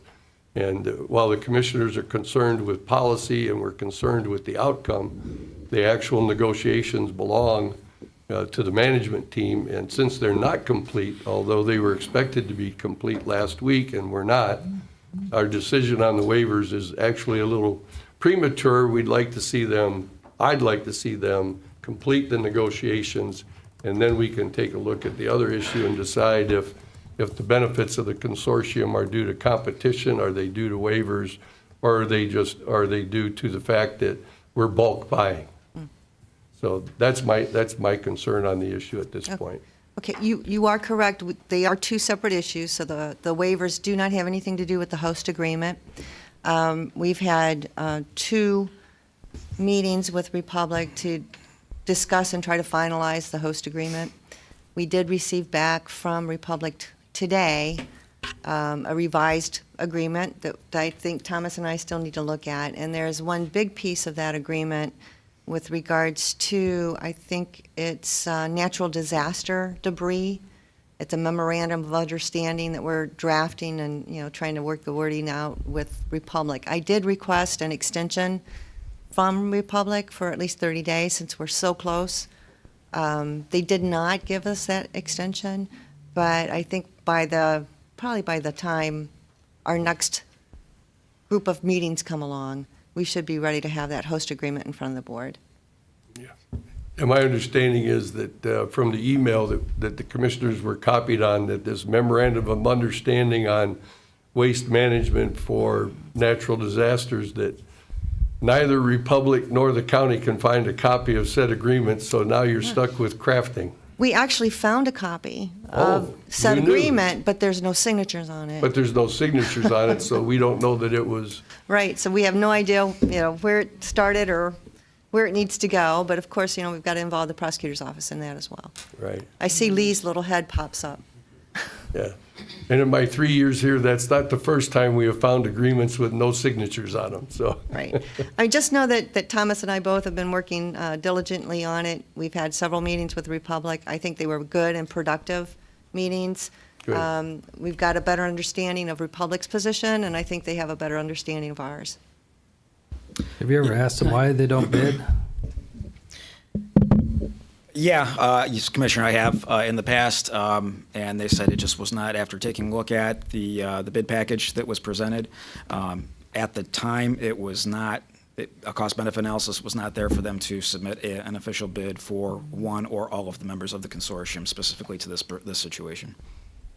So I'm hoping that they will participate in 2 to 3 years, because I feel like they could have a very good shot at fair pricing and getting that contract. But just to echo Karen's words, the host community agreement and the waivers, two completely separate things. Right. And we want to make sure we're working to maintain that separation so It's a there's separate, not- you're right, as I understand it, it's a separate decision, and whether Republic chooses to bid or not in the future. Yes. It may or may not depend on where we're at with the waivers at that time, but that's a separate decision. It is, Right, it and- is. and I'm sorry, I'm Karen. going to hop in real Yeah, quick, please. Thomas, because I think it makes sense, and you said it yourself, Commissioner, the hauling part of Republic is separate from the correct. landfill. So when they're bidding on the consortium bid, that's the hauling piece of it. Right. That's why the host agreement is with regards to the landfill. So two Right. totally separate issues. And the only thing I can tell you, coming from an industry where we paid the same costs as everybody, and we were left to our own ingenuity to make it work, actually having everybody with the same, taking their garbage to the same place reduces that issue, and everybody's playing with the same playing field, and then you'll see who's better at hauling than who. So, that's the only thing that I would add to it. That's just a perspective that comes from dealing with 7 competitors instead of 2. When it comes into regards of all this, what I look at is competition. As many of you know that have been coming to these meetings, I'm not necessarily a yes vote when there's a single bid contract. I have concerns that based on some of the testimony here that Republic didn't even bid on a few locations in the county. So if we don't waive them and they didn't bid on them, what happens? So there's a problem there. And also, we have not had an increase, although we've seen a 20 to 30% increase in property tax and inflation over the past so many years. I think it's in 2020, as much before my time. There hasn't been an increase in revenue back to the county in regards to into the solid waste program in regards to what's collected. So not only are we flat there, we're potentially going to a single bidder, so it's got to be very extremely attractive for me to see a monopoly, so to say. It's got to be something significantly below industry standards. So I hope that you guys are looking at the industry standards, maybe other counties that are doing it, just to compare rates, just to make sure that we're crossing our T's and dotting our I's. So Thank you. a couple of things I think we're looking at. First of all, to clarify, the $2 per ton, that is a Tier 1 fee, which is different than a waiver fee. How'd I do on that? Yeah, it was perfect, yes. Thomas is educating me all about it. Karen is correct. A waiver fee, that term literally doesn't exist in Lorain County, never has. Now, we can create any fee that we would like to, the board can create any fee that it would like to. That will involve revising our solid waste management plan. Now, we are just now entering a plan update, so that's nothing that is impossible. However, it will not be able to be finalized until, I would say, early 2028 at the soonest. So the $2 that we collect, whether the garbage that is generated inside the county, whether it goes into the landfill or goes to another facility, we get the same amount of dollars. We're not losing any money by having the waiver system.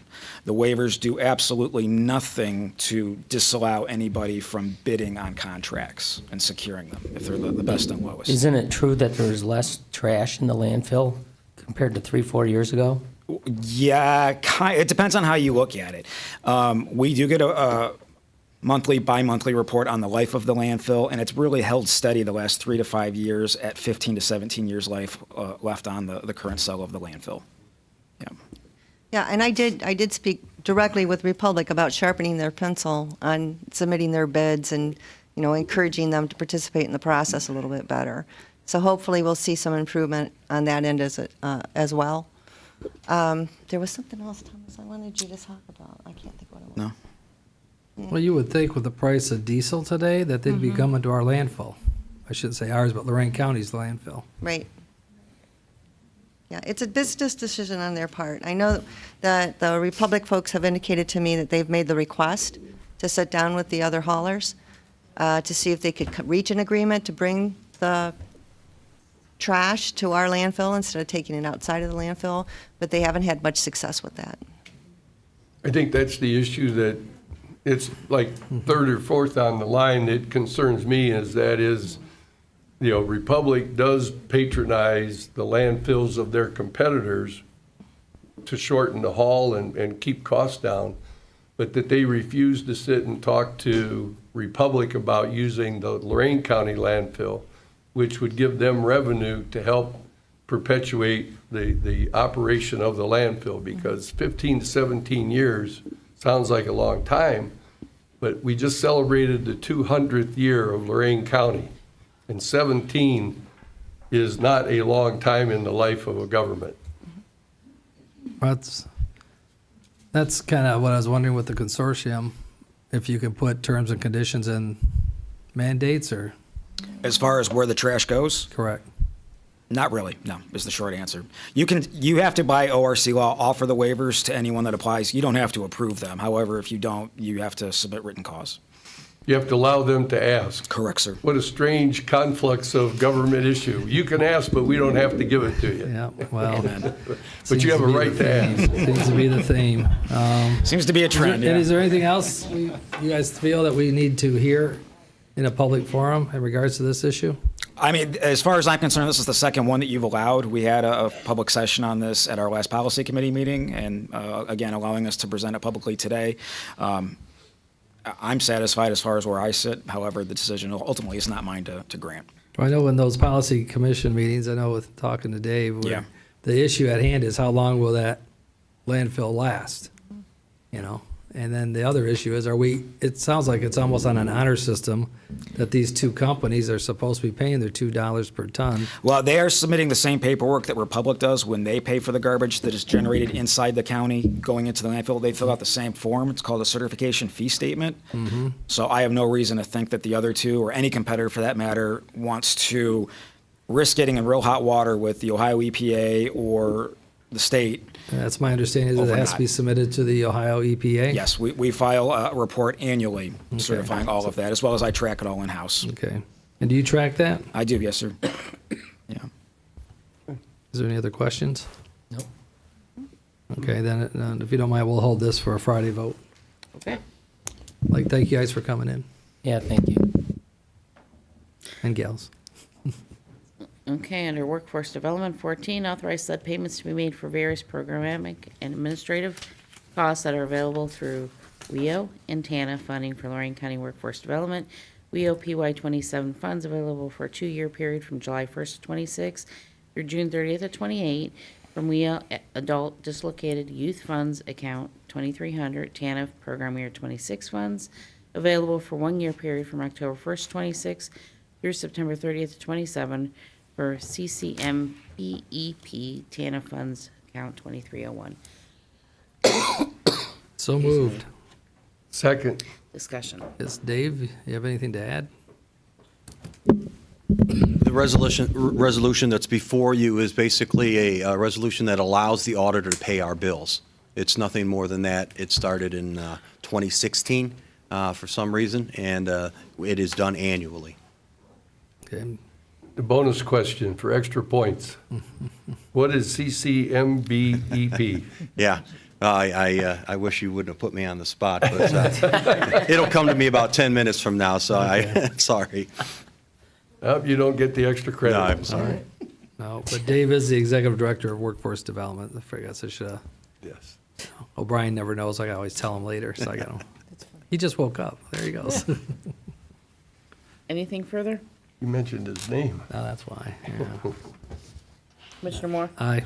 Commissioner Riddell? Aye. Mr. Gallagher? Aye.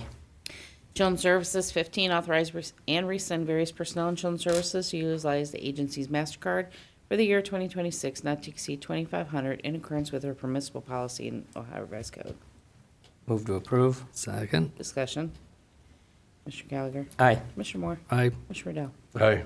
Domestic Relations, 16, approve and enter an agreement between the Lorain County Board of Commissioners and Ohio Department of Youth Services to receive state funds on behalf of Lorain County Domestic Relations Court for the sustainability of reclaim programming concerning justice-involved use in the amount of $1,228,399.10, effective July 1st of 26 through June 30th of 27. So moved. Second. Discussion. Commissioner Riddell? Aye. Commissioner Gallagher. Aye. Commissioner Moore. Aye. Engineer 17, award and enter in a contract with Melway Paving Company, Inc., Holmesville, Ohio, in the amount of $1,034,821.50 for the 26 countywide chip and seal program throughout Lorain County. 3 bids were received, this being the most responsive complying with specifications. Work consists of performing chip and seal pavement treatment to approximately 48 miles of county and township roads throughout Lorain County. Issue notice to proceed upon the full execution of the contract, authorizing work to begin upon authorization from the engineer office, and the work to be completed on or before September 15th to 26th, and will be paid from the engineer project account. Move to approve. Second. Discussion. Is Bob, you want to add anything? Our annual chip and seal program where we partner with the townships and the county road to get a better price overall. Okay. Thank you. Thanks. Commissioner Moore. Aye. Commissioner Riddle. Aye. Commissioner Gallagher. Aye. 18, authorize a 7-year lease purchase agreement with KS State Bank on behalf of Lorain County Engineer in the amount of $298,471 for the purchase of a Volvo tandem plow truck with dump body. This equipment will replace obsolete equipment and or enhance existing equipment essential in the engineer's daily operations. Payments will begin in 2027 and end in 2033 in the amount of $52,954.63 to be paid from the account MVGT equipment lease. So moved. Second. Discussion. Bob? Fleet up to date, put the obsolete equipment out and bring in new. So you're asking for 298,000 or 52,000? We normally purchase these on a lease to own. Right. So the total would be the 258 or 98,000. And what's that, 52,000 is what, a year? Yes. Okay. How vehicles are climbing in price, commercial vehicles. They are not cheap. Yeah. Anything further? No, yeah, that's it. Did you get this over in, where'd you get this? You get this over in 254? Guys, That I'm not sure, because usually we most of our equipment we buy through the state bids. Okay, that's what I was wondering. Thanks. Okay. Commissioner Gallagher. Aye. Commissioner Moore. Aye. Commissioner Riddle. Aye. 19, receive and journalize the county engineer's annual report on the condition of ditches under county maintenance fund for the year 2026, and authorize Lorain County Auditor to assess for maintenance as recommended by the county engineer for the year 2026, tax lien year 25, in accordance with Ohio Revised Code 6137.03. Move to approve. Second. Discussion. Hey, Bob, could you let us know why what is the rate at 0% for all of the entities and all the ditches? What does that signify for us? By the ditch petition process, we could actually assess the residents for the maintenance of the ditch within the watershed of each of the ditches. It's been a few years now back that the Stormwater District picks up the cost of the maintenance of the ditches through the annual stormwater fees. Thank you. Anything further? Commissioner Moore. Aye. Commissioner Gallagher. Aye. Commissioner Riddle. Aye. Under the Mars Board, 20, reappoint Patrick McGurry and Wanda Ewing as members of Lorain County Mental Health Addiction Recovery Services Board, effective July 1st, 26 through June 30th, 2030. So moved. Second. Discussion. Commissioner Riddle. Aye. Commissioner Moore. Aye. Commissioner Gallagher. Aye. Under the Sheriff, 21, enter a sub-grant agreement with Ohio Department of Public Safety for the Ohio Drug Law Enforcement Fund Grant, 2025 DLLEF 7757 in the amount of $154,129.78 for Lorain County Drug Task Force. This funding will be applied towards the salaries of the Drug Task Force, and $530.98 will be used for supplies. So moved. Second. Discussion. Commissioner Riddle. Aye. Commissioner Moore. Aye. Commissioner Gallagher. Aye. Ms. Perkins. We have no additional report today. Okay, thank you. And I have nothing, board correspondence. Move to waive the reading of the board correspondence. Second. Discussion. Commissioner Riddle. Aye. Commissioner Moore. Aye. Commissioner Gallagher. Aye. Is there any new business? Nope, I guess not. No? Okay, public comment. Is Chuck here? Oh, there you are. Oh, he took a nap, I saw.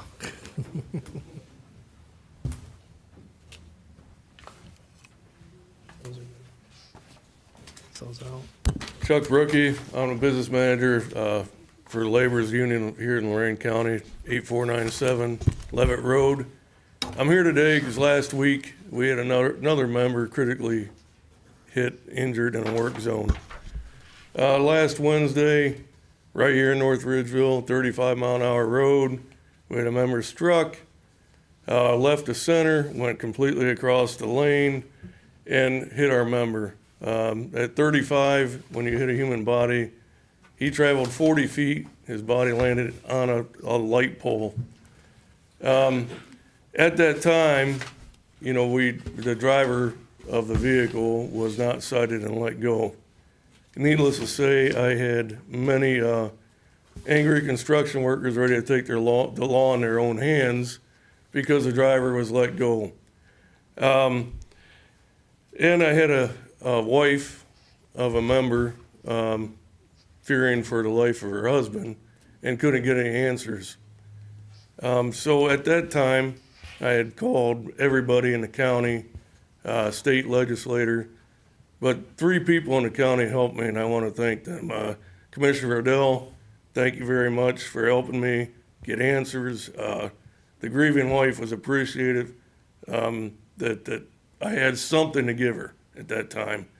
And Sheriff Jack Hall offered the city of North Ridgeville their assistance in investigating the crash and make sure that they would go to the grand jury so that driver is convicted to the fullest extent of the law.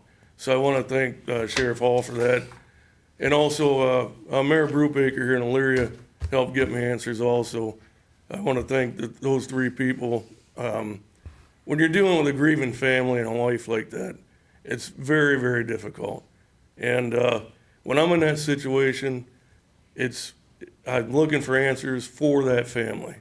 And thank you again, Mr. Riddell. That was very awesome to be able to give an update to that family. I also want to thank Sheriff Hall. He has authorized overtime for our paving night crews out on I-90. And that overtime has been able to not only save the lives of our members at night paving, but in those arrests, 90% of those arrests, those have been convictions of drug charges, OVIs, and gun charges. So to those people out there that are putting on Facebook that they're worried about our sheriff spending overtime for traffic citations, they are taking criminals off the street and not only saving our members' lives, but saving other lives also. So thank you, Sheriff Hall, for your continued support in trying to save construction workers' lives, because our lives matter too. So thank you again, Commissioner And Chuck, Riddell. while you're standing there, I'd want to give some credit to the North Ridgeville Police Department. And the driver was just not let go. He admitted to fault and so forth, and they wanted a couple of hours or a day or whatever to put the facts together to make sure they had all the correct and appropriate charges. But it was not that they didn't believe anybody, it's just that the driver admitted to it. And so there was no doubt justice would be done, but it may take a little bit longer than the wife wanted to see. Well, thank you for that, because, I had about 10 other angry construction workers that wanted to take justice in their own hands that day. So it helped me, settle that situation too. So just that little bit of time you took for me, it helped a lot. So I really appreciate it. Okay. So thank you. Chuck. Amber Bronish?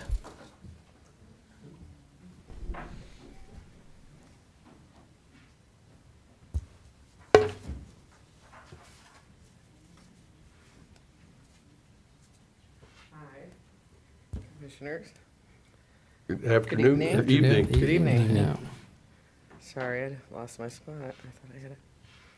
My name is Amber Bronish, and I'm here today on behalf of my family, my mother Nancy Smith, Joseph Allen, and the families who have spent decades living with consequences of wrongful convictions.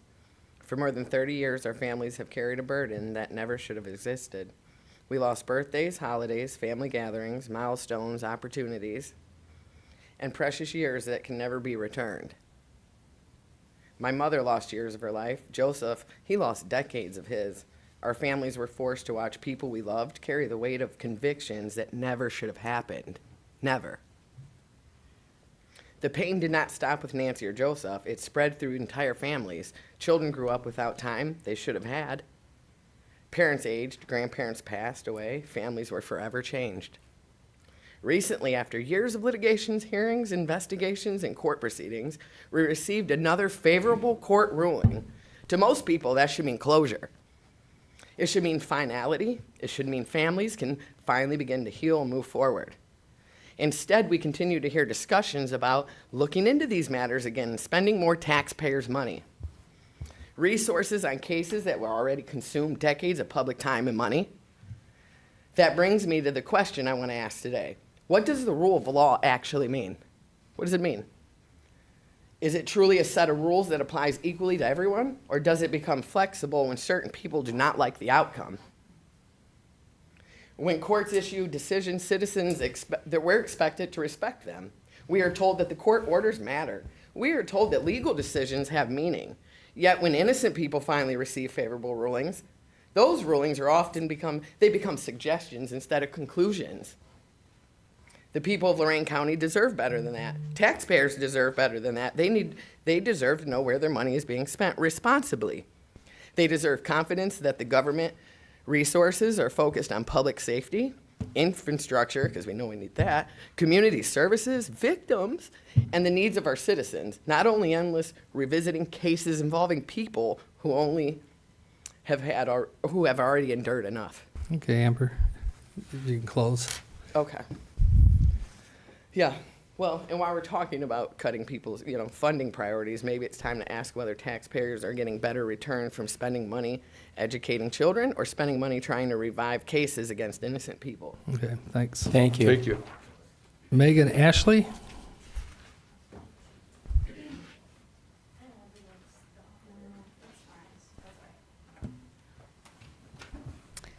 Good afternoon, Megan Ashley. Good afternoon.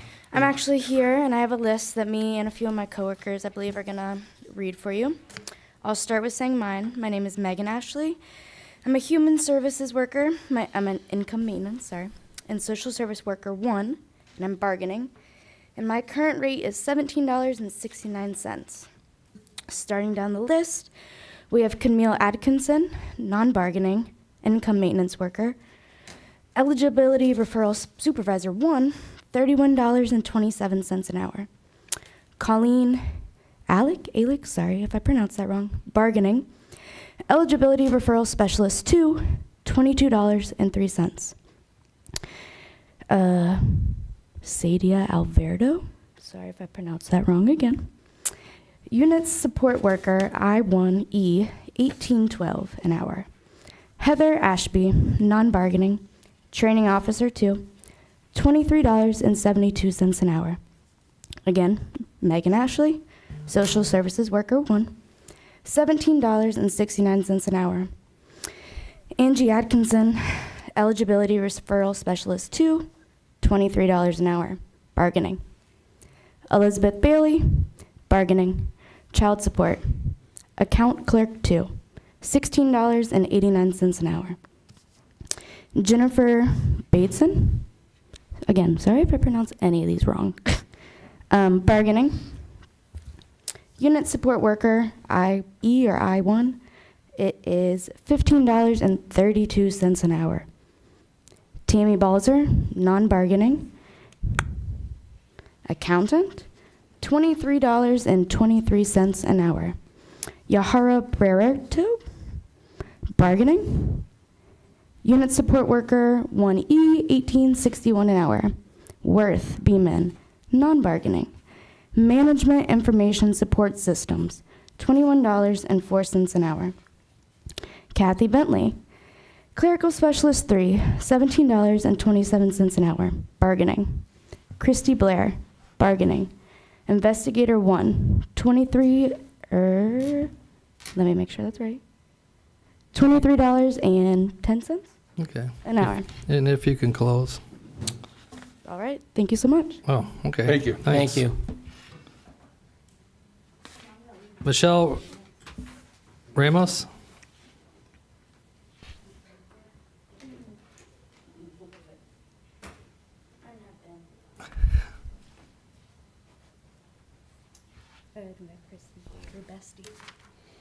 Hi, my name is Michelle Ramos. Hello.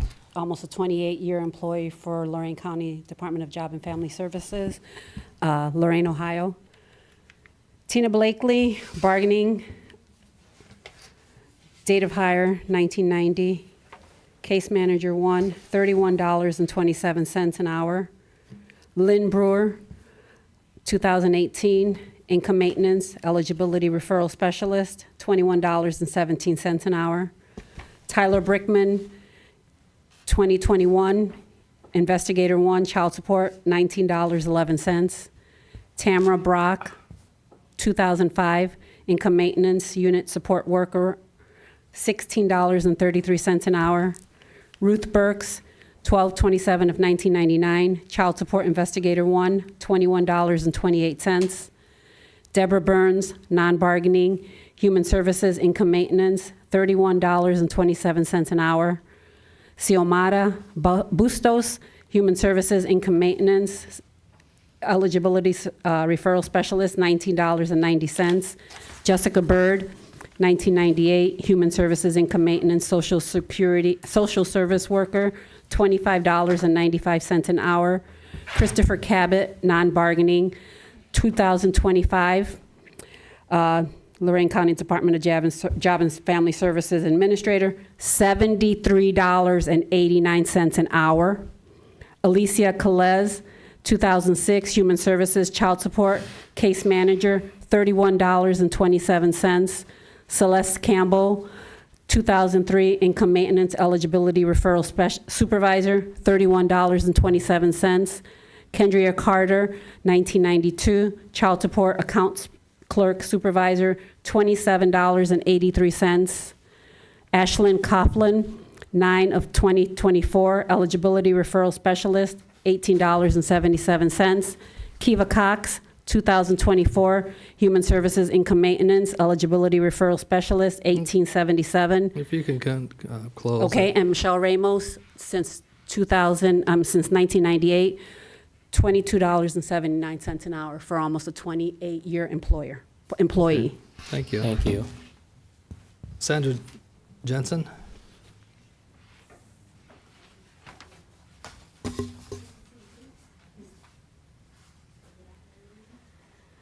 Sandra Jensen, 617 Lafayette Boulevard. I have been here for over 10 years. I make $17.77. I'm with Adult Protective Services. Tina Curry, security officer, hired 2014. $18.76 an hour. Jeffrey Zatt, 2019. He's in charge of technology, 2513. Jasmine Davila, 2017. Eligibility referral specialist, 2117. Jackie Dunnigan, 2012. Investigator 1 for child support, 1947. Shandell Dusenberry, my supervisor, hired 2007, 3312. Liette Duval, 2022. Investigator child support, 1792. Brittany Eber, 2018. Eligibility referral specialist, 2117. Kimberly Edwards, 1995. Investigator child support, 2407. Jennifer Ehas, 2014. supervisor for child support, $31.27. Marisol Fairchild, 2008. Eligibility referral supervisor, $33.37. Kelly Fields, 2001. Eligibility referral supervisor, $31.27. Laura Figueroa, eligibility referral specialist 2, $20. Stacy Fitzwater, eligibility referral specialist 1, $18.77. Stacy Fitzwater, I think I got that right, sorry about that. Julie Foisey, eligibility referral specialist 2, $23. And if you can close? Yeah, she was hired in 2005. Basically, you've got a lot of people with a lot of years, and it's a lot more, but Okay. it's kind of, we need to get all the figures out. Okay. That's all. Well, thank you. Okay. And I'll get them to the press at some point. And is it, I don't know if that's a G or a C, is it Sig Marcoa? See ya. It says SIG or SIC? Okay. And Tammy McGinnis? Are you your own person tonight, Tammy? Yes, I am. Okay. I will be my own person until the day I die.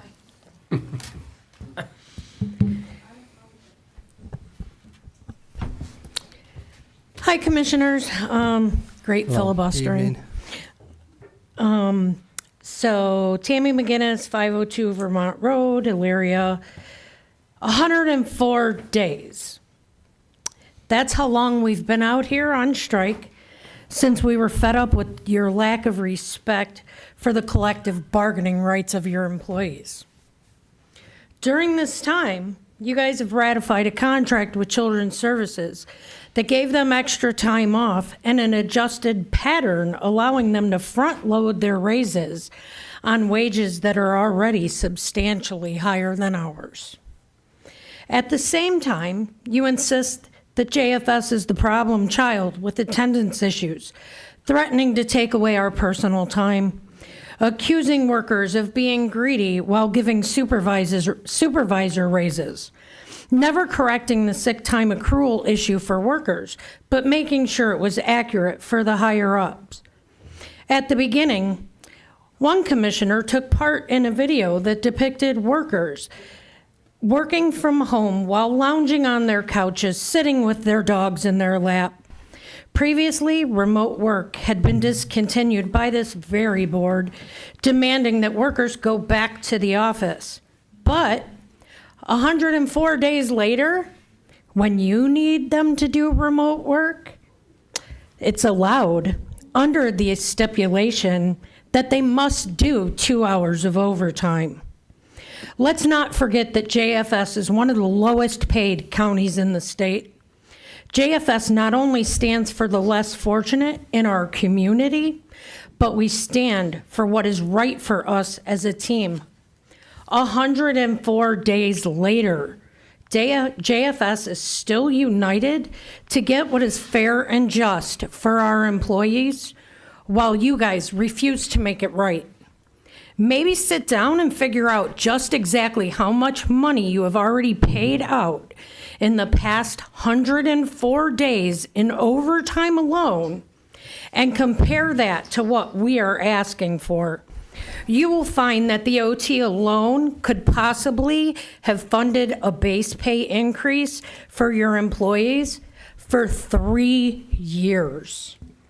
Please stop this pissing match and return to the table with a real offer.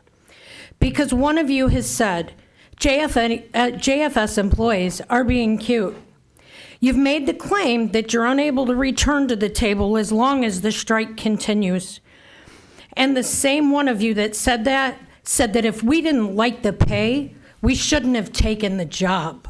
Okay, thank you. You really should reconsider making public comments, considering you're trying to get reelected, Jeff.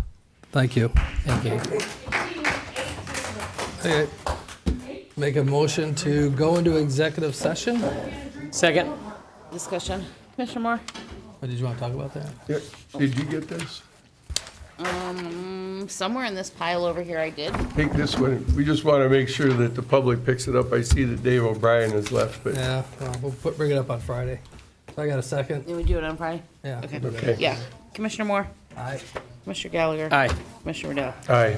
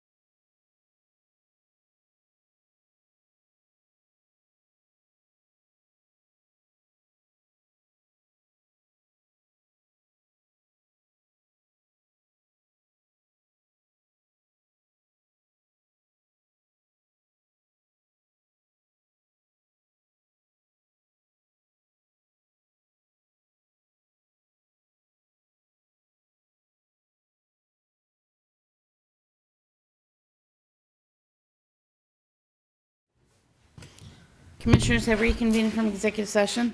And we are back. Thank you for waiting. We are adjourned. He just wanted to come.